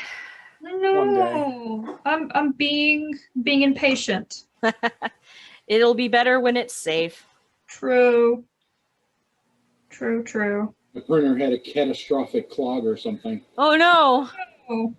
so I had to recut the piece that didn't print. Oh man, I had that problem a few weeks ago. I had to replace my entire hot end. I don't know what happened. Same. It seemed like the filament got stuck around the gear, and it like broke, and I couldn't get it out, so I had to dismantle it. I had to stop the print, and it's just one of those fluke things. But luckily, I've epoxied this already once, and I know it works. So I'm just printing the rest. Yeah, my printer and I were not friends for like a full month. Oh, how long have I been working on mine, Tim? It was like, what, 6 months from when I bought it? On your printer? Yeah. Excuse me. At least 6 months. That was pre-COVID. Yeah. Figured it out, hand. What? Almost a year. Sweet. Got it, huh? Yeah. It took a little persuasion. And the microphone's intact. Well, what I like is Yay. it's got a little, like, it'll stay in place. Yeah. So I figure if I put it inside the helmet, like where my mouth is at, then I can just have my handler just plug me in, Yeah. and then I should be good. Maybe something like those Heck yeah. like little adhesive hook things where you can just adhesive on the inside and then hook it into that. You put Velcro. I was gonna say Velcro is my go-to for almost I'll everything. put like a couple Velcro strips, and then I'll get like the industrial stuff for the helmet, and then I'll get the sew-on stuff. Yeah. And just kind of put it over it so it kind of holds it in place. But if I have to clean out the helmet, I could just take that out. Because that's how I'm gonna do my fans as well. Like I'm gonna set it all up. Those little 5-volt fans, they're the best. I love them. Can you send me the link for those? Because I'm replacing Nope. I like to see you sweat, bro.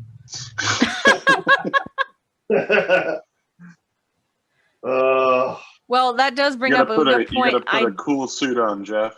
I do need a voice amp link, and I need the fan links when you get a chance. got Miguel. you. Awesome. I'll send you both the one for voice booster and the one for the fans. The fans are definitely a must. Yeah. And the power banks, there's no link for them. What I did is I went to Walmart. Yeah. And you know, when you go to check, I'm pretty sure everybody here shops at Walmart. So if you go, when you're cashing out, sometimes across from the cashier, you'll see a little aisle, and they always have like these power banks and all this stuff. It's $5.88, best $5 I ever spent. I bought 4 of those, and one time I left my helmets on at Chicago, and I woke up in the morning and I heard my fans going off. I was like, man, what the hell? And no lie, it still had from 3 dots, it was at 2 dots, and it was still going.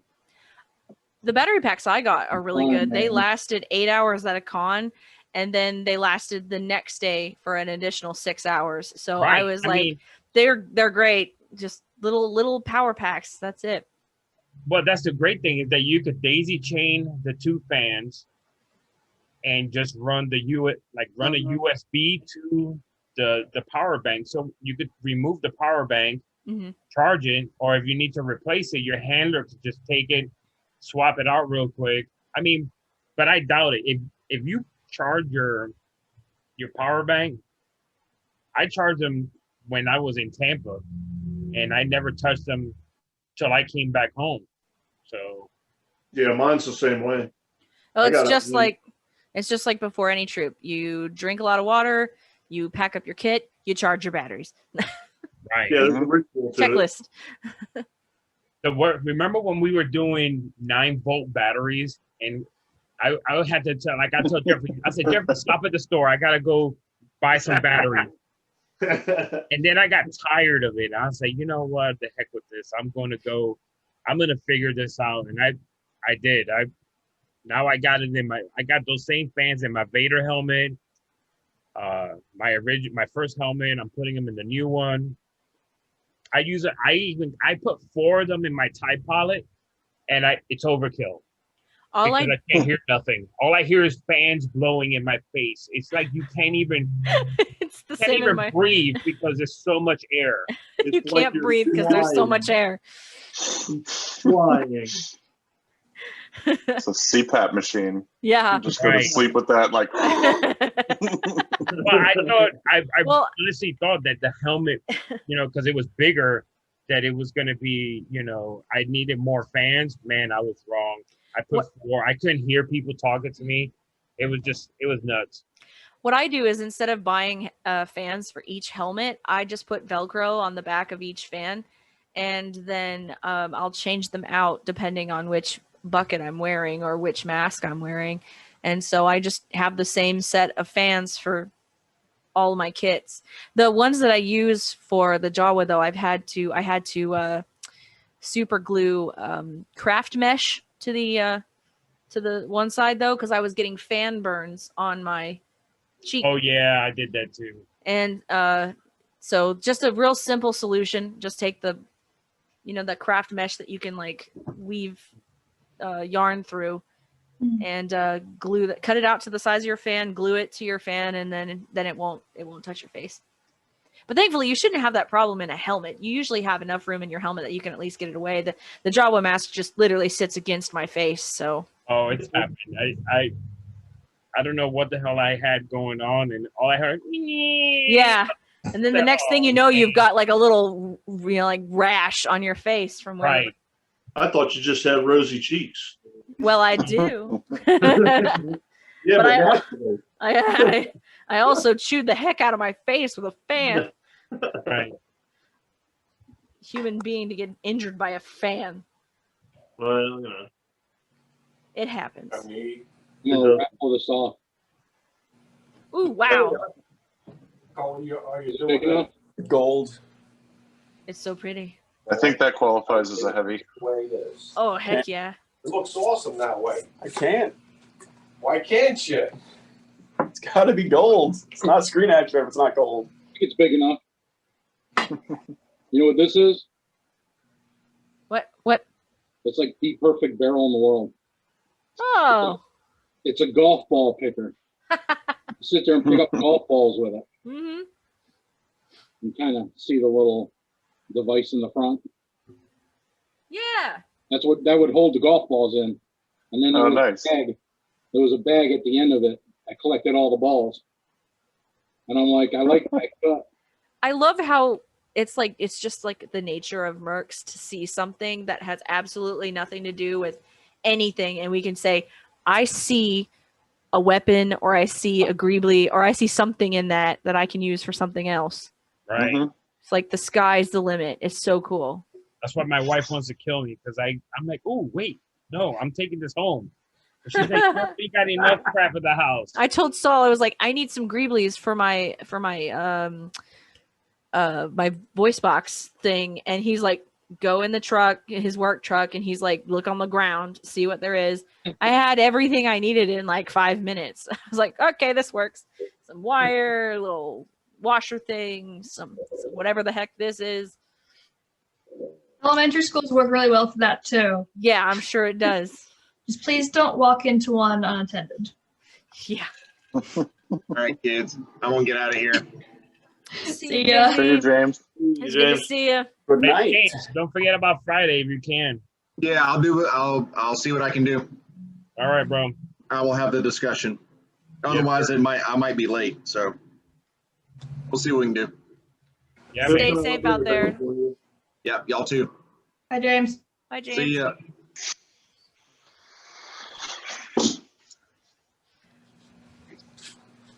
I thought Jimmy was supposed to join. Oh, there, right. I literally just said that, and he's here. Beetlejuice. Greetings. Hey, Jimmy. I think he's I got think he his is mic off. muted. Hey, Ezra. Yeah. Have you ever filler primered first, then used the paste? No, this is actually just my third helmet, so I'm still learning. Yeah, I actually was testing breastplates out, and that's what I did. I literally used almost a half a can on 2 of these plates, just the filler primer. And Yeah, then that's all I use. I was going to say that's what I did. Actually, let me go get them. I'll show you what they look like. I sanded just enough to like get the sheen off of it, but then I used just a crap ton of filler primer. Yeah, the filler primer from Rust-Oleum or filler sandable is what I use filler sandable, but filler primer is good. It's very heavy. So if you kind of do just light coats like that, what you're doing now, you wouldn't even have to do that because you would just literally, you spray it 10 minutes later, hit another coat, 10 minutes later, another coat. By the time you look, it's such a heavy build primer that, and then you could just let it kind of dry overnight and then wet sand it. See, my method of attack has been just a complete and total coat of the Bondo, orbital sand the hell out of it, and then just get whatever parts I couldn't get with the mouse sander. And then filler primer, more Bondo, rinse and repeat until I'm satisfied. Well, The method. These I had a horrible finish on. Let's see. Like literally, the print lines were ridiculous. I mean, you can't really see it. Well, oh yeah, you could see the print lines how bad they were. So I just did heavy primer filler, and you could see what the glazing putty. Everything was glazed putty, just like you're doing in your helmet, and you could see how much is left on there. The filler primer did a lot, and this was heavily. I mean, you could see the print lines; they were heavy, and the filler primer did a lot. And I think what ended up happening is you use less putty, like what you're doing there. I mean, either way is good, but this is the first time I did the filler primer first, then the putty. And I did the same thing on the helmet. I'll probably give that a shot on the hammer. Huh? I'll probably give that a shot on the hammer because that's my next thing I'm printing. Yeah. I was just advice, just something I came across. The next thing I'm going to try is the resin I make the helmets with, the white resin. I have this additive to where you use less material. It's like a 50-50 mix. It looks like a little white. It just looks like a very fine powder. And I'm going to mix that up, and I'm going to do a coat over my chest pieces. And basically, I got an example of that too. Have you done any like welding with it? No, not yet. It's because I use epoxy. This is basically the coating I'm talking about. As you can see, it's smooth. Wow. And that's the white resin, and I used it. I haven't even sanded it yet, but I put it on so smooth that it almost doesn't need to be sanded. I'm like, it looks like I can see the shine. Yeah, I Like- mean it's ridiculous. There's like no print line showing through it. Holy cow. And Awesome. the downfall of that is not a lot of people are using the resins. I could use it and goof around with it because I make helmets out of it, and Yeah. there's only a shelf life so much. So when I have when I'm not making little gribblies like this with the leftovers, and Tim will know there's a shelf life for this stuff. What'll happen is when you're trying to mix a helmet, it kicks off a little too fast and it looks really globby inside. So when I start getting to the end of the gallon, I start using it for little stuff like that and experiments like this. This is for my biker scout, but on my big chest pieces, I plan on doing this with no filler primer or nothing. I'm gonna put this on because when this stuff sands so easily, and it will fill. I mean, obviously, it just filled the lines because all I did was sand it, kind of smooth. Just like Hannah said, you just knocked the sheen off, and then I coated it, and it was amazing. And it still needs to be sanded because obviously it's not 100%. But that was just a little bit I had left over in a cup, and I decided just to pour it on there. And I didn't brush it or anything. I just poured it on there and just let it roll down. So, but yeah, I like the way the primer worked out, and then the filler putty. For the bigger stuff. The only reason I think that's better, I'm not an auto body guy, but I think the filler primer will etch into the plastic better than the putty. No, you're probably right there. And then the putty will etch to the primer. Let me go grab mine real quick. I'll show you what I just did. That's just an idea. The reason why I did these this way, I'm going to add, I can still feel the print lines. So I'm going to do another thick coat of filler primer, and then I'm going to wet sand them, and I'm going to try to use these to vac form, just to play around with them. So I essentially did, Ezra, I essentially did what Phil's saying, where I filler primed the whole helmet first, but I also use a fiberglass resin first, initial coat. Kind of like, I'm sure you've heard of XTC 3D. Yeah. That little bottle of like resin that's a 2-part. So we have something similar at work for me, but yeah, I'll put that on at first just to seal the whole helmet, and then it kind of fills in half of the lines that I want to. Then I did the filler primer, and it's like really smooth, so I only had to like kind of spot putty wherever I saw any extra spots that needed some more attention or need to be like a harder angle, something like that. See, I was using the I was using the fiberglass resin for support on the inside here. I don't know if you can see it because it's real dark. Yeah, but yeah, that works too. Like that's a great way to strengthen it up. I just used it on some of the stress points just to make sure it doesn't fall apart on me while I'm wearing it. Yeah, that's a great use of that stuff. It kind of gives it like a shell that just kind of binds all of the different 3D print layers together, which I like. I like doing that too.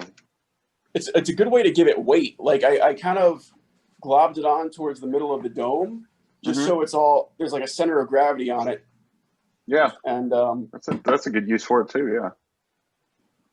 It gives you like a nice smooth surface to mount your padding to on the inside and everything.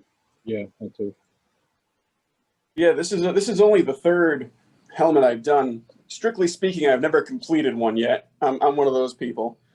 Oh, it's fine. But my Phase 2 Clone Trooper is very nearly done. I just have to throw some vinyl on it and slap the visor in. Nice. Very nice. I have one of those. I wonder. I have. Speaking of pride, I have some photos that are going to be shared during. Hang on, I'll find them. I'll get back to you guys in a minute. Bark, bark. Is that your dog, Han? No, my dog is barkless. Oh yeah, I forgot about that. Yes. I think it's Bill's puppy dogs. It is. Mine is over. James is over here his pup's on the sleep on the couch here next. My dog's so old. She's just probably asleep somewhere. She's a Basenji, right? Yeah. Yeah. And she's 14, so she's an old lady. She's wonderful. I love her. There she is, passed out. Snoring. Oh.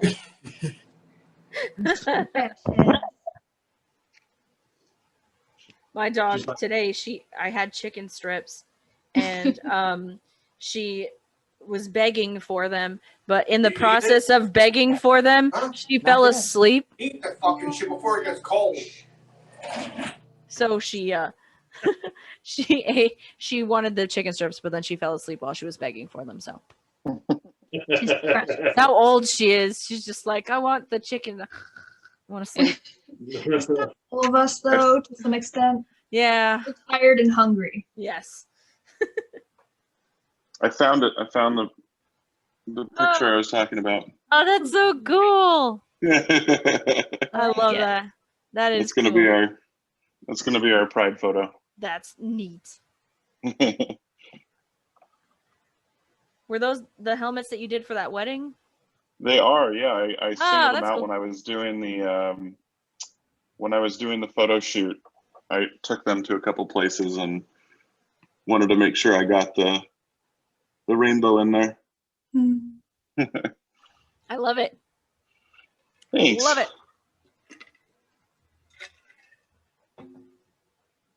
I think I'd be the only one to put a picture up in my kit, so we won't do that. On the Camino chat is just, here she is. That's it. So that's all right. It'll work. Yeah, we'll see.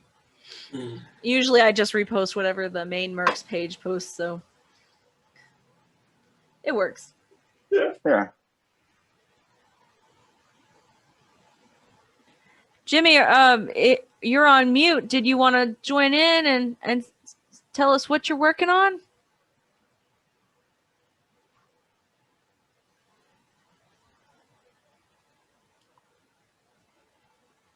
Strong silent type. Who is all no? good. I'm just not wanna know. sure. Are you gonna join? No. No. There's your answer. Who is Hey, that Jimmy. anyway? I don't know. They've been here for the whole time, so welcome, No. Hopefully you're getting some fun stuff out of this. I am.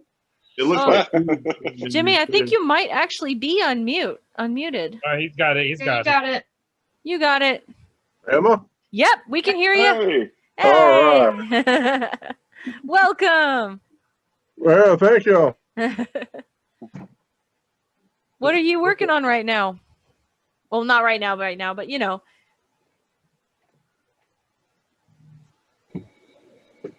Stuff. What kind of stuff? Stuff and Fun things. stuff. Whoa, that's really great. That is fun. Nice. Got to put another Very nice. layer of fiberglass resin on it and then sand it all down and paint it. Is that the one you made out of wood? Yes. Nice. Very cool. I like it. I've seen it in person. It's just as good in person too. You're pretty close, aren't you, Jimmy? Lake Wells? Yep, to us, yeah. So we come over every now and then. We all work on stuff. It's a good thing. Look at Q. Hey, What up, Yeah, Q? you. Hey! What's up, guys? Welcome, You welcome. know, you see what I'm working on right now, bro?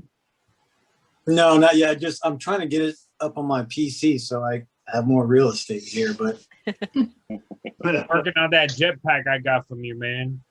how's it coming along? Well, I got most of the stuff kind of cleaned up, and I'm adding a little bit of detail stuff to the thruster part. Gotcha. I You like know, it. details, bro. But I'll send you pictures once it's done, man, so you can post it up. You know. Yeah, man, sounds good. I appreciate it. Yeah, I've spent the whole day with a customer that we're doing a commission on, a young lady. So I just got back from dealing with that. So now I'm in here working with my 3D files, trying to get some stuff put together for her. What model we building? A full commission, all the armor, the helmet, everything. Wow. Trying to get set up for Dragon Con this year. You know how to do 3D files and stuff? I mean, I never asked you if you like did the rendering and stuff yourself. Some, yes. So between me and Bill, we also have a 3D scanner because when we do our automotive stuff, so a lot of it is stuff that we've created. Like for instance, that jetpack I have scanned, and you know I can make a 3D file of it now. Or how big does it have to be? You can't see them. it can be a figure. I mean, typically a little bit smaller, the easier. But I mean, we were doing car parts. I got something that I need rendering, man. So I'm gonna get with you. I mean, once you're done with your stuff, of course. Well, I'm never done with anything, so. Well, I gotta get with you. Continuous I gotta cycle. get with you anyway. So. Yeah, we'll get together. So. Hi, hon. Hello. Who's saying hello to me? Laura. Oh, hi. Wait, I love is disembodied voice. Is that Mike G? Yeah. Ah, what? I knew it. I knew it. Mike G is in the house? At least somebody's in this room that gets me. He's in somebody's house. Well, I got a question for the group real quick because I'm horrible in navigating our website. I hate to say it, but I'm just not a fan of it. I have not found the event in the website. Does anybody know what the Zoom meeting ID is? Oh, it's ARC2. Wait, the ID or the password? The ID. I've got the password. It should be in the link in the Facebook. should. If you click on it. But I will find out for you. Let me just find it. Here's participants. So that's how I did it, Q. I went to the Facebook page from my computer. There's a link on both ARC pages, so you should be able to just click on one of them. But where the heck is my? Here we go. Invite. Back to work.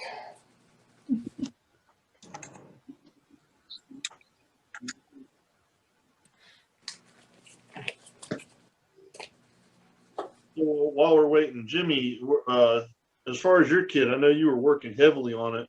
What do you got left? I've got to attach the foot armor over my laces. I've got to come up with something to hold the primary belt up over the cinch belt, and I've got to weather my soft stuff and put the visor back in my helmet. You're almost so close. I know. Every time I see it, I'm like, now, Jimmy, you said you have to put the regular belt over the cinch belt. Have you thought about just attaching them together and just having one belt? Yep, you should do that. What I'm doing is I'm going to sew belt loops onto the cinch belt. Okay, so so I yeah. can so I can hold it up that way. Yeah. But I mean, it doesn't have to technically be two belts. You could make it one belt that looks like two belts. It's kind of a cheat. Okay. Yeah. I didn't know I could do that. I thought it had to be two separate pieces. Nope. Oh, it just has to look like two separate pieces. Okay. Secret. But yeah. We won't tell. All right. Except Miguel, because that's Miguel. Dang it, Miguel. Come on. I seen this guy's kit, and I know it's only one belt. Don't repeat it. Don't repeat it to him because he's gonna hit the kid part now. What he doesn't know won't hurt him. Hey, that's not my realm anymore. That's you guys. Hey, that's you guys' turn to take it. Well, I had two belts that were, or one belt that was technically looking like two. So, and I got past and I was fine. So, Mhm. Just has to Okay. look like two. As long as your submission photos look the part, Mm-hmm. you get the part. Okay. Jeff, can you We're send super. Q the We're link super official here. from the Yeah. Facebook? Yeah. Well, it's like when Matthew asked the question, you know, like what is the level of detail that is acceptable? It's really personal preference. Like if you Yeah. can achieve the look by doing it a certain way, as long as it's durable to an extent, it's okay. It's you that, you know, you're the limit to it mostly, you know. And that's why it took me 2 years to do this, because every time I get something done, I don't like it and I redo it. Yep. That's all of us though. We get like that. I know. Everybody here gets like that. You just have to get past the first line and then worry about changing some of the stuff that you didn't like the first time. And That's again, normal. I remember 2 years. I think I'm on 7 years doing this. 7 now. Yeah, I think I've made more other people official than myself. That's true. We know this because you're not. 2021 is your year, Phil. Come on. 2021 is your year. Well, I'm on a good path now. Now I got this print and yeah, I'm there. We're doing some stuff. I'm gonna start actually I'm finishing off Charlene's stuff, and Cool. I'm working on Phil's while I'm doing my stuff. Mhm. We just have to we actually finalized the colors when was it, Thursday, Phil? Yeah. So I mean now it's just a matter of just kind of following through and getting it done. I've been wanting to paint his stuff for the longest now. And actually it works out good, man, because I've learned so much throughout the years that, you know, once he does get his kid, you know, he'll definitely be happy with it. That reminds me, Jeffrey, I got those 2 sets of fireman boots, 14s. Yeah. Did I get back to you? Because I can't do them.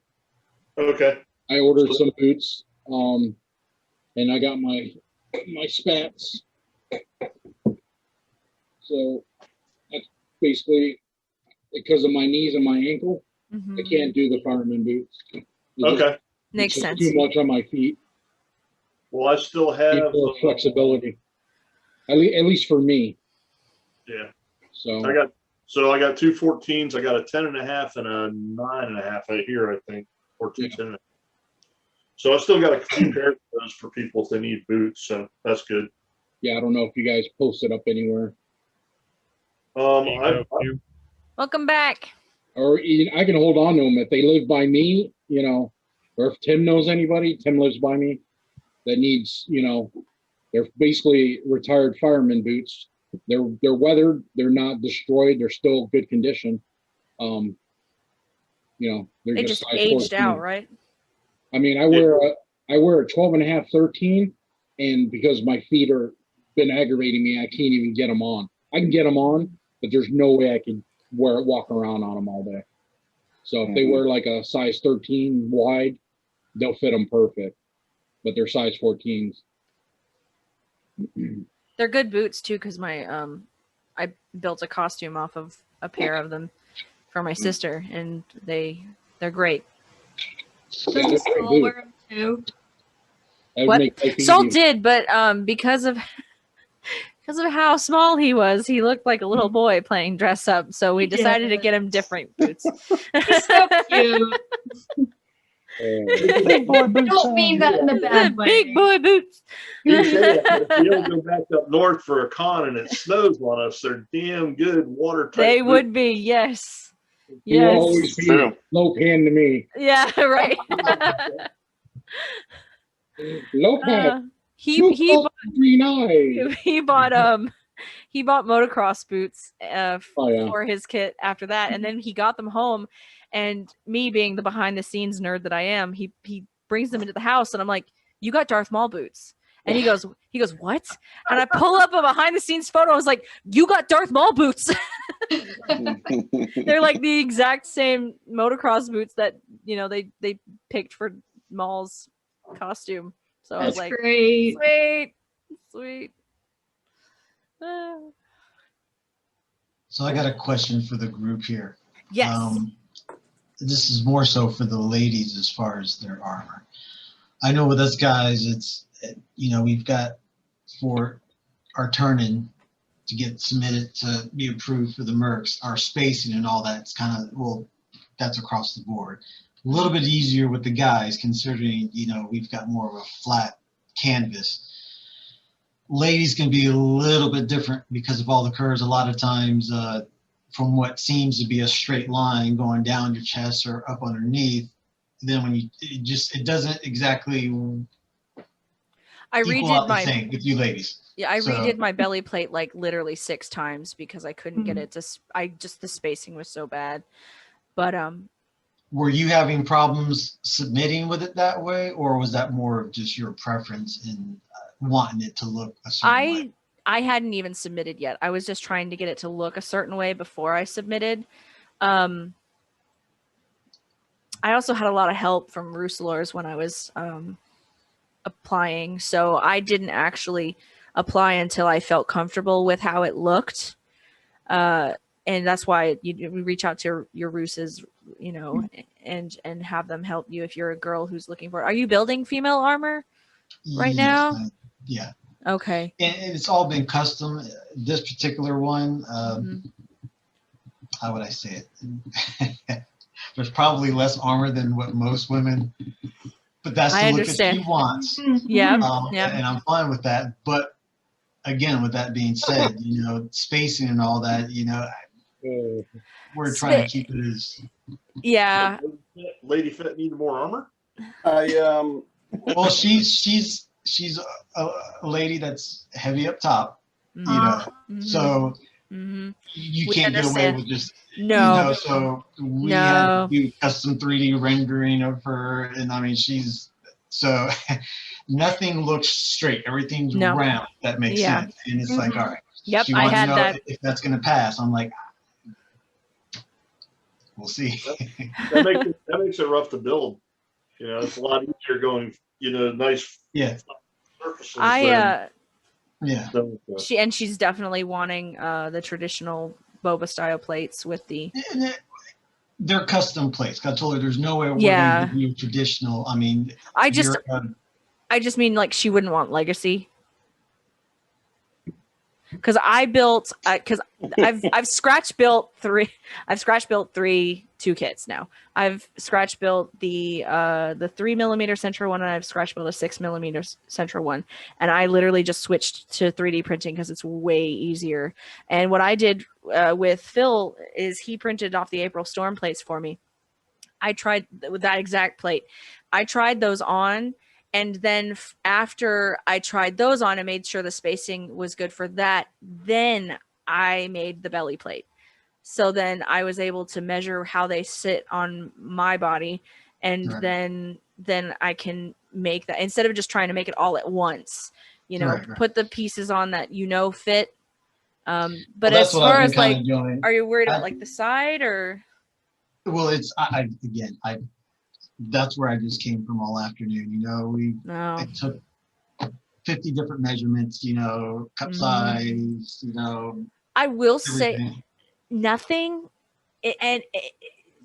How do I say this? With women, it seems like every woman's different. So that's what I've 100%. Yeah. But it's not like a guy, you know, we can kind of slam bam, you know, a woman again. Never a truer statement, Q, than what you just said. Well, what I want to say is nothing replaces a paper template when it comes to female plates.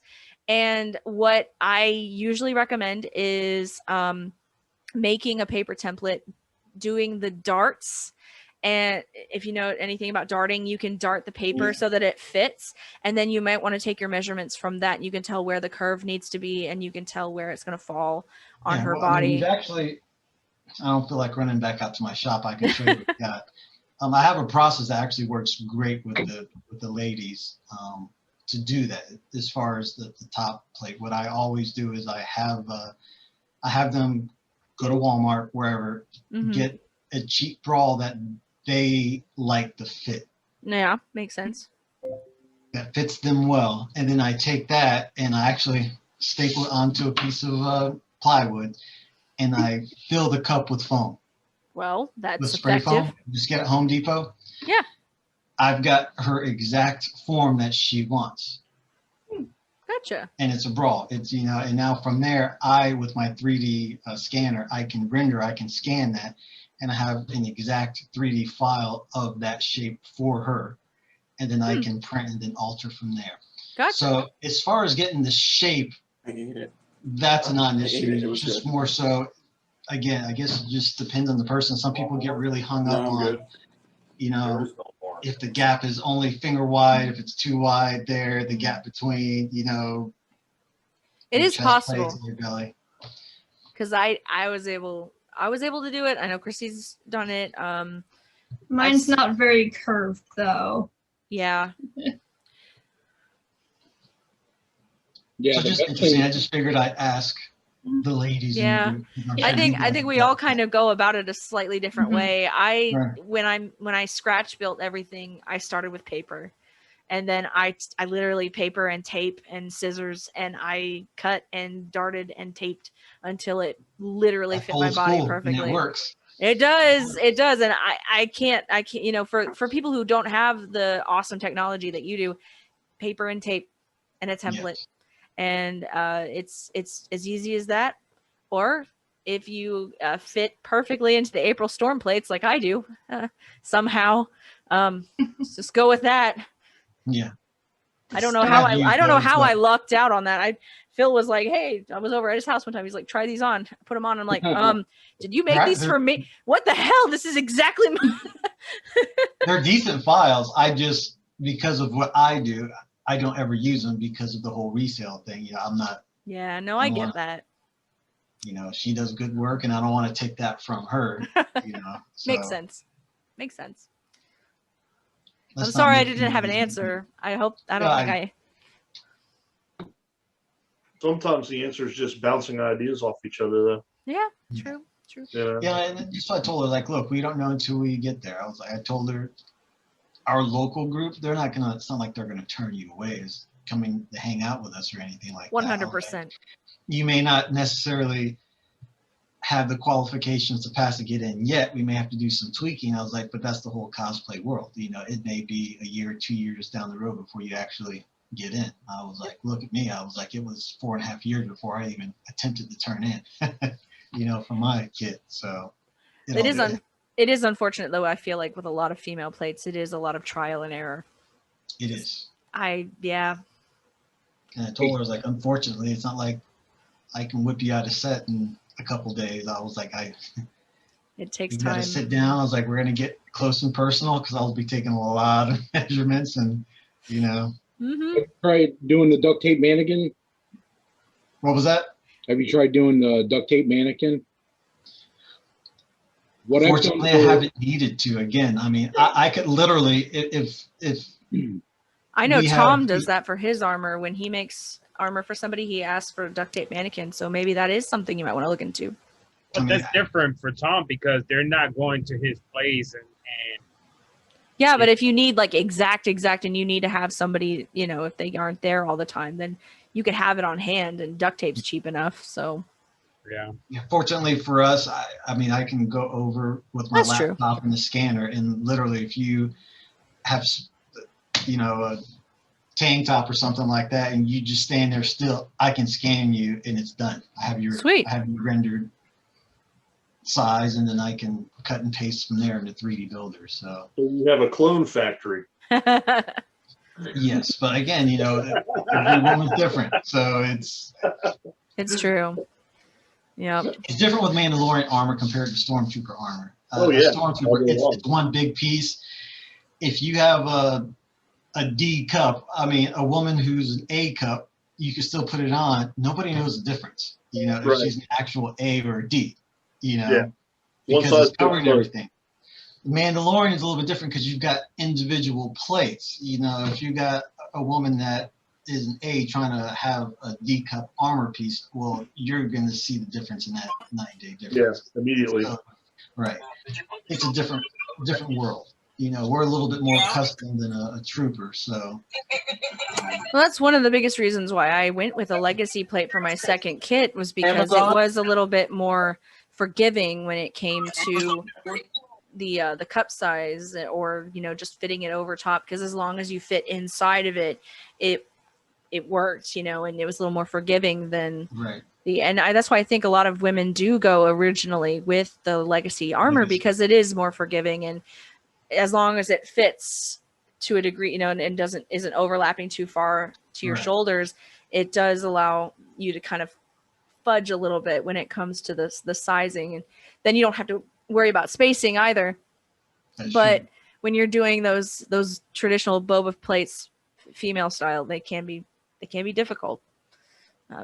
So. And of course, you know, hey, you got to do what the customer wants. And Yeah, I get it. exactly. You know, different styles. You know, I was like, hey, whatever you like. I mean, to me, it's all great. I love it for Star Wars. So yeah, it is Now, what it is. I have a question that just occurred to me. Go for it. Can I be approved as armorer even though I am strictly speaking a dude? 100%. Absolutely. Awesome. Yep. Nice and easy. We have, how many Eden Versos do we have that are guys? I'm one. Yeah, see? Like, we'll see you tomorrow. Are you sure? I'm Iden Versio. Just saying. We don't want to be a creepy. So, yeah, definitely 100%. Cool. No worries. Yeah, it's not a problem if, you know, as long as your outward appearance fits the CRL. Mm-hmm. Yeah. Batu clan, their Mando, their Din Djarin is Brittany. So. And Mary Lowe is what, Django? Yeah. Yeah. Yeah. So, yeah. I think she sold that kit. Oh, really? I think so. Still, though. For some reason, I remember something when we did Eric's party like back in the day. Yeah, as long as you look the part. Hey, Hannah, I got a question for you. What's up?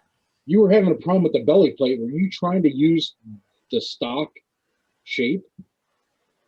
That was with my original plates, not the one you printed for me. That was with the plates that my 3 mil that I built from scratch. Gotcha. Yeah, Are these long on your torso? No, actually, they fit great. I'm gonna be able to make a very shallow plate this time for the torso plate. So I'm really looking forward to using them. You could always cut this back. Yeah. You know, even though I forgot the info, I think I did yours at 50. I think they're great. You just have to plug up the ends, but there is an infill on it. Yeah. No, you have to cut it back great. and make a good belly plate. Because I think April Storm's like, I don't know, 5'9", 5'10". Yeah. She's a tall chick. I'm only 5 foot, so. Yeah, that's why I was just wondering. A little. But no, it fits fine. It fits fine. Thankfully, because of the way that they sit, it's actually above the belly button. So when I make my plate, my belly plate, I'll be just fine. Cool. But it is good to know that I could cut them if I needed to. Yeah. Yeah. Yeah, I've done it a few times on the April Storm. Just cut them and just fill it with I use Bondo. Yeah, I was gonna say I've used Bondo with some 3Ds and that seems to really work out well. Yes, it There does. was something I was gonna ask. Collar plates for those plates, Phil. What, or Miguel, whichever one, whoever, Phil. What would you recommend for a collar plate for that? Because I am gonna have a backpack with my medic, and so I don't want there to be like a ton. Can I do a small neck plate? Does it have to go all the way around? It can just be the center? Yep. Okay. See, that's what I was worried about. Because with the medic backpack, I don't want to have a full neck plate and then the backpack putting weight on the neck plate. So I'll probably just do a small. Yeah, you just there's no requirement for that, is there, for the collar? See, here's the thing, man. They did this thing with the CRL where the collar plate and the shoulder belts couldn't exceed more than 2 inches. And it was something that a few of us were discussing, you know, that it's hard to do for a female Mandalorian because, you know, it's hard. You got so much more space between the top of the chest, legs.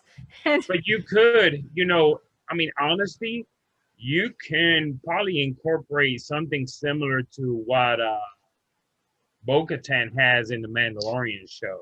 She just has the two on either side. They just come up here, and technically it's supposed to go around the back. But what I I would want do just the is, center. well, you can do that, and you could just leave kind of the center open, kind of bring it in a little bit, and then just have the strap parts there. They don't have to connect to the back plate because they really don't. So you just have like two floating like half comes up and stops right there. Well, I was thinking of just doing a single small plate. You like can between you the can have a small one that just fits inside of your backpack neck strap. area. Yeah. I mean, there's different ways to do it, but either way, I mean, you'll be fine. Yeah, I just was picking brains. Are you worried about the weight of your backpack, or What was that? are you worried about the weight of your backpack pulling on everything, or? I was mostly worried about the weight of the backpack cracking my neck plate because I've seen it happen to other Mandos that have backpacks, and it cracks their neck plate. And I wanted to avoid that as much as possible. So I was just not going to even have it touch the neck plate. Your flak vest, what type of flak vest are you? Canvas. Just a canvas flak vest? Yeah, canvas. Is it really, really tight, or is it? I haven't made it yet. That's next on the docket. So we've done for a customer their flak vest. They just made it really, really tight. You can use a canvas on the side was just Velcro, so you can pull it tight, Velcro it, Velcro it back. But then in the back, use a very thin Centra. Yep. So the pockets where a Centra board can slide back there. Oh. And now you have an attachment point for your backpack, but it's almost like a backpacker's. I don't know if you've gone hiking, you know, their Almost backpack, like it's got that backpack stiff frame. back. I know exactly what you're talking about. So depending Next on to how an heavy that Alice backpack harness. is. It attaches to an Alice harness, right? Is That's it what they Alice? do, but Alice? Yeah, Alice frame. Yeah, But Alice Alice frame. frame. That's it. Yeah. Now, my kit I use something like that with my myself, tie. I actually have an inverted T in the back. So, you know, it's a piece down the center, but then at my waistline, it just tees out and just wraps around me just a little bit. Oh, cool. And that's behind my flak vest. So you never see it, but it holds all the weight and it pushes it down on my hips. Oh, that is So, nice. I have a couple heavy backpacks or jetpacks, and I have some that are crazy light. But again, the attachment point is behind your flak vest, and you can do your back plate now, screw it to that, and you just hang your backpack on that. It just cool. Holds all that weight. So you're not getting everything pulling on the neck piece or any of that. All that's free. Yeah, So no, that's cool. Yeah, I might keep that in mind. I know my backpack's going to pretty much be empty, so I'm not super worried about the weight of it. The 3D printed? No, it's a drone backpack that I've painted, and I'm going to be customizing. Gotcha. So Those aren't that heavy. no, it's empty. I mean, it's just a big shell, and the stuff that I'm going to be putting on the outside is going to be held by magnets. So I'm not super worried about it. But that is a good idea for other people who are doing like jetpacks and things, because jetpacks, sometimes you struggle with how to attach them. Tim, you have a jetpack, right? I do not. I have a soft pack. It's like a Oh, World that's War right. II style. I knew we Yeah, you hear connected me? something. Yes, I knew we connected something to your kit. I couldn't remember what it was. Yeah, it's like it's a green soft pack, and all I did was put like batting material in it, so it's super soft and lightweight. Cool. Yeah. Guys, just a heads up, I am going to end this at about 9 o'clock, so in about 15 minutes. Just want to let you know we've already been on here since 6:30, so it really does fly. But the jetpack, that's why I got one from Q, because he has a couple of them, and I ended up getting the Ren style one, and it's so light. So I'm just gonna add magnets to my back plate and literally just pop it on. Yeah. I mean, I think it weighs less than 2 pounds. I mean, it Yeah, doesn't weigh anything. It's light. I think it was just under 1.5 pounds. Is that style? That's Right. awesome. Right. So, he's got vacuum form. I mean, yeah, you could 3D print it, but I think the vacuum form ones that he has available are so light that if you ever decide to do a jetpack, that's what I would do. Get a vac formed one. Yeah. I mean, you've just seen the difference between a vac form and a scratch built tie box.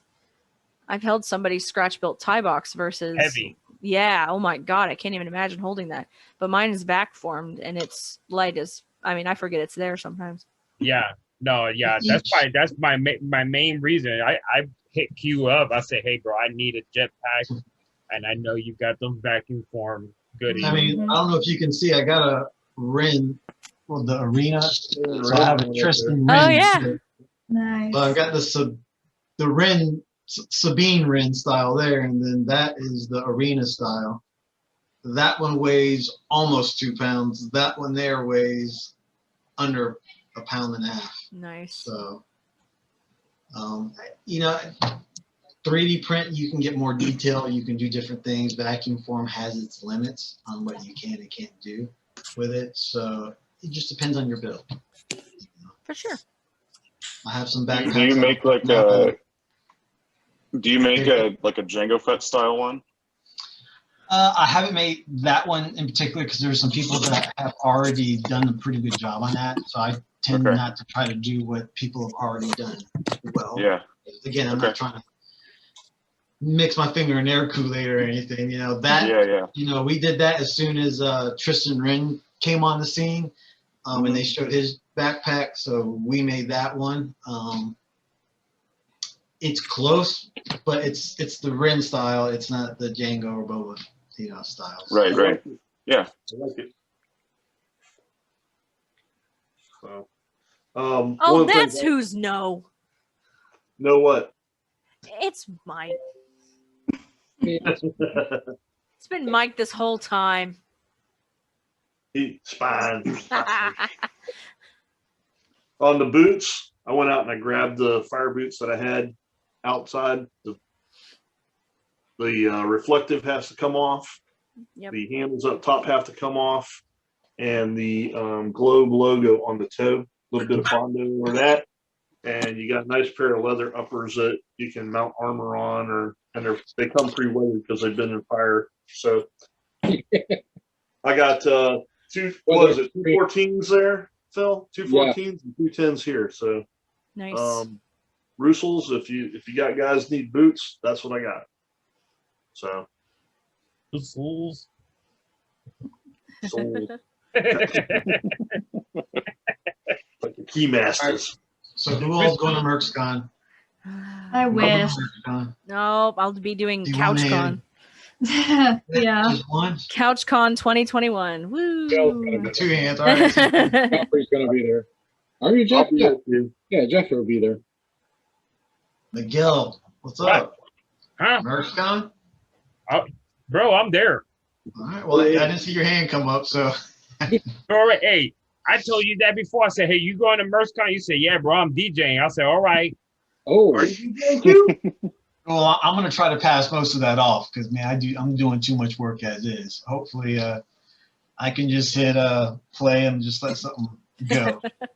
Do a pre-mix or something like that. Hey, I'm just glad that it's not gonna be Ken on his phone putting music on and stuff. No. Hey, that was celebration. That was a celebration in Orlando, and I was like, "What's Ken doing up there?" And he started playing music. I said, "No, shut up." Just trying to have a good time. Hey, doing his best. Oh no, hey, you know what? When you got to do it, you got to do it, man. I think, it's just me, Phil, Jeffrey, and young Neil. Oh, Neil's going? Oh yeah, that's our roomie, bro. Oh, that's great. Young Neil. Young Neil, he's going with us, man. How's his kid coming? Actually, it's really good. Oh, good. Yeah, when we went to Charlene's, we actually incorporated a harness system for his legacy. Oh, sweet. So he's gonna wear a cape, so you won't see anything. You know, he's just gonna wear a long cape. But we got that sorted out. You know, I gave him a bunch of my initial armor that when I first got official. I sent him pictures. I said, bro, what can you use? And basically, I gave him everything: thigh plates, knees, shins. Wow. Boot armor, shoulder bells. I mean, I hooked him up. He already had soft kit stuff for the most part. So I think it was kind of a boost for his morale just to have all that. And that's good. I know he's been working. He does. He works a lot. You know, he works a lot, and he's just doing his stuff. I know his, family got one of his parents had, a couple of issues and stuff. So he's kind of dealing with stuff. So, but he's doing good, man. So that's good. That's really, that's the young Neil shall be official. I told him, I said, that's the only leftover from the recruits that I said I'd stick with, just because, I want to see him get to that crossing line, and I don't want him to, yeah. I'll be right back, guys. Have to worry about any of that stuff. Okay. Well, yeah, and like I said, you got, we have a lot of people that are really close. I mean, yeah, Jimmy's close. I honestly thought Jimmy would have already. The last time I seen Jimmy's stuff, he was pretty damn close himself. Jimmy's close. There's Tim Martin up here, close to James Zimmerman. Mason, pretty close. What happened to Mason? He's on his fix list right now. I know. I seen his kit. Before I left that position, I seen it. I go, why did you put pre-app and then submit your app at the same time? He's not. He has zero patience. I'm telling you. See that. I've told him all the things that he needs to slow down and take his time, but he's in a hurry and he wants to get official. But then he gets upset when they were like, "Oh yeah, your kit doesn't fit properly." He's like, "Oh, bro." He put on the application that he got the okay from me to submit his pictures and stuff, and they came up to me, and I'm like, I don't even know who you're talking about. Oh no. Yeah. And yeah, I was like, he wasn't on my team, so I couldn't tell you anything about that. But when they asked me, I go, I don't know. So they kind of took that to heart, because I didn't even know he submitted until I looked at his pre-app, and I went to go look at the applicants that are, the pending ones, and I go, what the hell? I see Mason's thing. I said, damn it, man, this guy doesn't want to wait. He doesn't. He has zero patience. He got really frustrated. It is, but he what it was is he got really frustrated because I guess posting pictures onto the pre-app thread was totally different from posting like the pictures for the email for the actual application. Yeah. And he's like, I don't know how to do it, and I can't do it, and I don't think that they're going to see it, so I'm just going to apply, whatever. And I was like, wait. And then he was like, I already did it. I was like, oh. And then they hit him with a fix list, and he probably was like, what the hell? Yeah. And he immediately called me, and he's like, well, I got my fix list here. I just emailed it to you. And I was like, all right, man. It wasn't that bad. No, it's wasn't not that terrible. bad. I mean, most of it was just matching the weathering for all the soft everything you told and then yeah, I mean, it was just more. Yeah, it's exactly what I told him was going to be the problems. Right. We told him that we said, hey, bro, first of all, he's just excited. Take some good pictures so we can see it, because I could, when the pictures he posted were the same pictures that he posted for his app, and I was like, oh man. But by that time, I said, nope, I'm not getting involved with it. I'm just going to let it ride because I knew exactly what they were going to say. And I watched them judge the app, and I think, I think they were pretty fair considering. But, I mean, it's little stuff. He just has to do it and kind of talk to you when he does it. Say, hey, man, let's not make another fix. Let's get it right. Yeah. You can send me pics and stuff, and I can look them over, but he just has to do it. Yeah. Well, essentially, though, like I said, we got Mason's got a fixed list. Jimmy's close. Neil's close. Tim up here is close. Ryan down in Lakeland area is close. Saul is going to hook up with him for a back plate. He needs a back plate bent, and then he's ready for pre-app. So we got 5, maybe 6 people working out there that. Yeah, I think the last 2 months we've got a surge just in applications and even people in our clan, just joining the group itself, which is good because for a while it was kind of quiet. And it actually helps us, man. It alleviates. The more members we have, the less we have to be inclined to do every troop that comes on that list. Because sometimes it's hard. There's sometimes events like, you have 2 events in the same day. I think we had. Well, May the 4th. Here's a perfect example. The Christmas parade. Mm-hmm. Then the museum afterwards. We did the Christmas parade, the museum afterwards, and then in Mason's area over there, they had their parade. So nobody could man it because by the time we were done, we walked the parade, did the Glacier Kids Museum, and then walked back to the car. Half of us were already dead. Yeah. We didn't want to hear nothing about getting dressed again. My stuff was just covered in sweat. Yeah, Hand was tired. We were all kind of miserable. Kylie did the parade.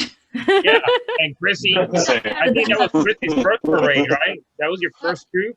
Yes, and my sister was there and she wanted to go home. Right. Everybody was just miserable after that. We were just so tired because we went from one and rolled right into a second troop, and it was like, damn it, that was another hour and a half that we were there. Oh, yeah. It's a prime example with our the aquarium troop, and then turn around and go to Buddy Walk at the Raymond James. Oh yeah, that day I remember that. We've done those a couple times too, where you do a twofer and you're done at the end of the day. But if we had more troops, then we could split it up and if we had more members, 4 goes there, 4 goes there.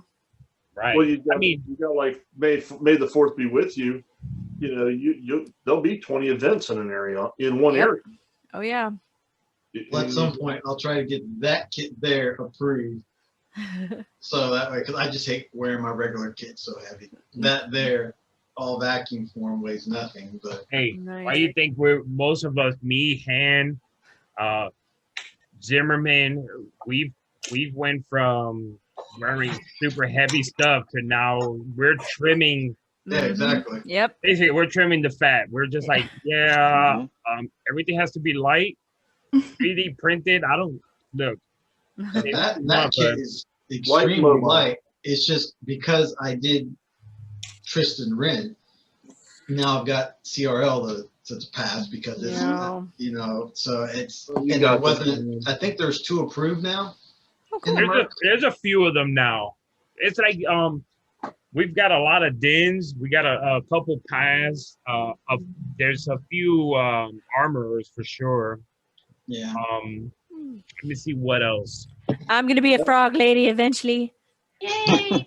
There is gonna be. I know there's a couple Bo-Katans in the works, and that what's her, the Sasha, whatever. Cosca Reeves, because Lily wants to do Cosca Reeves. Cosca Reeves has a really cool kit. I really like her kit. Lily was watching season 2 with me, and she's like, "Yeah, my pink one's really cool, but I know I'm like 2 inches taller now that I got my spine worked What on. she really wants to do is go toe to toe with Boba Fett. We know that's what she really wants to do. Oh yeah, absolutely. Down But to Lily saw that, she's like, I want to do that kid, Dad. That kid's cool.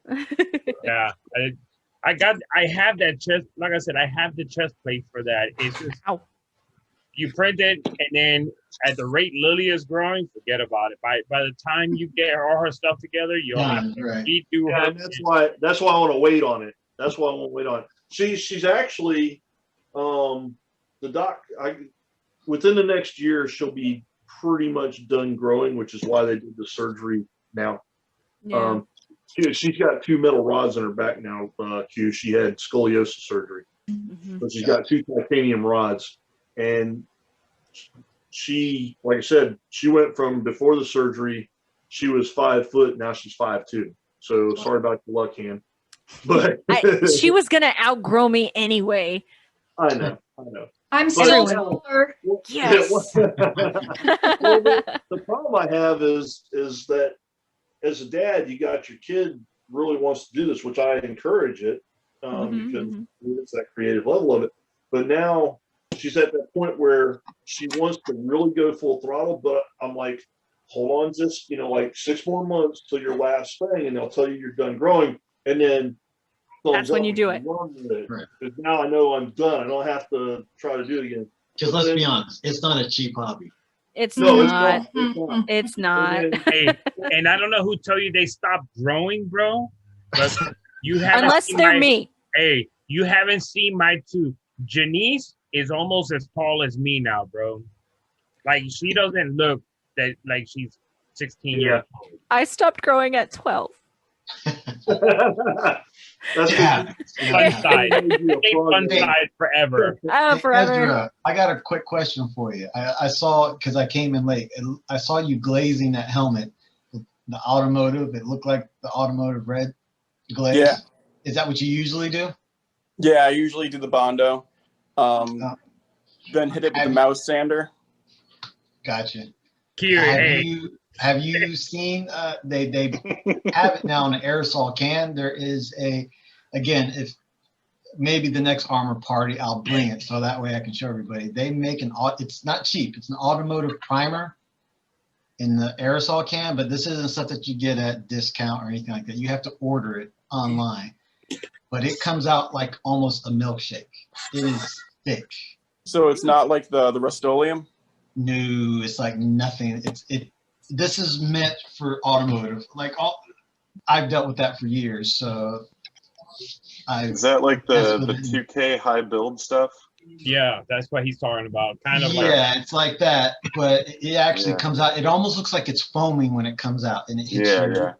But you want that. See, most people would freak out and say, "Oh no, but this stuff sands out so nice." So yeah, it gives you more to work with.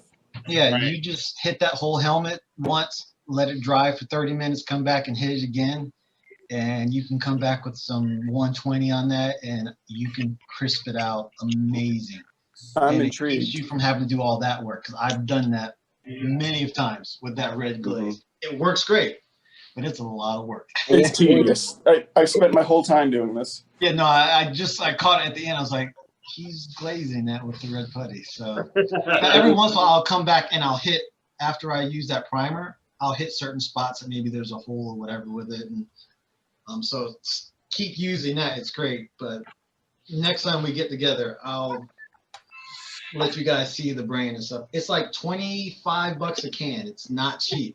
But for a helmet like that, it's completely worth it.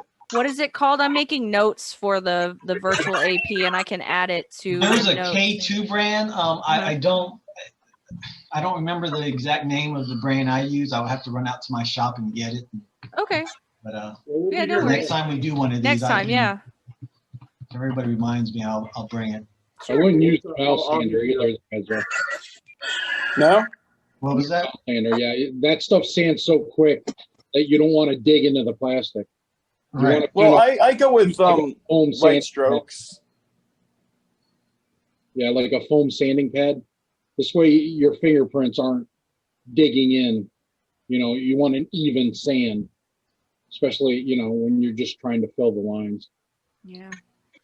Well, guys, I'm Yeah. going to go ahead and end this armor party. It's been great chatting with everybody. If you want to join us next month, we are trying to do this every month. So just keep an eye out on the Facebook or the forums, and we'll definitely get back together. For everybody who's watching us on YouTube, thank you so much for joining in. We hope that something we said helped you out tonight. And if you have any questions, please reach out to a Rusalor or Jeff or myself. We'd be happy to ask or answer any of questions you may have. So have a wonderful night. Take care, everybody. Thanks everybody for coming. Night.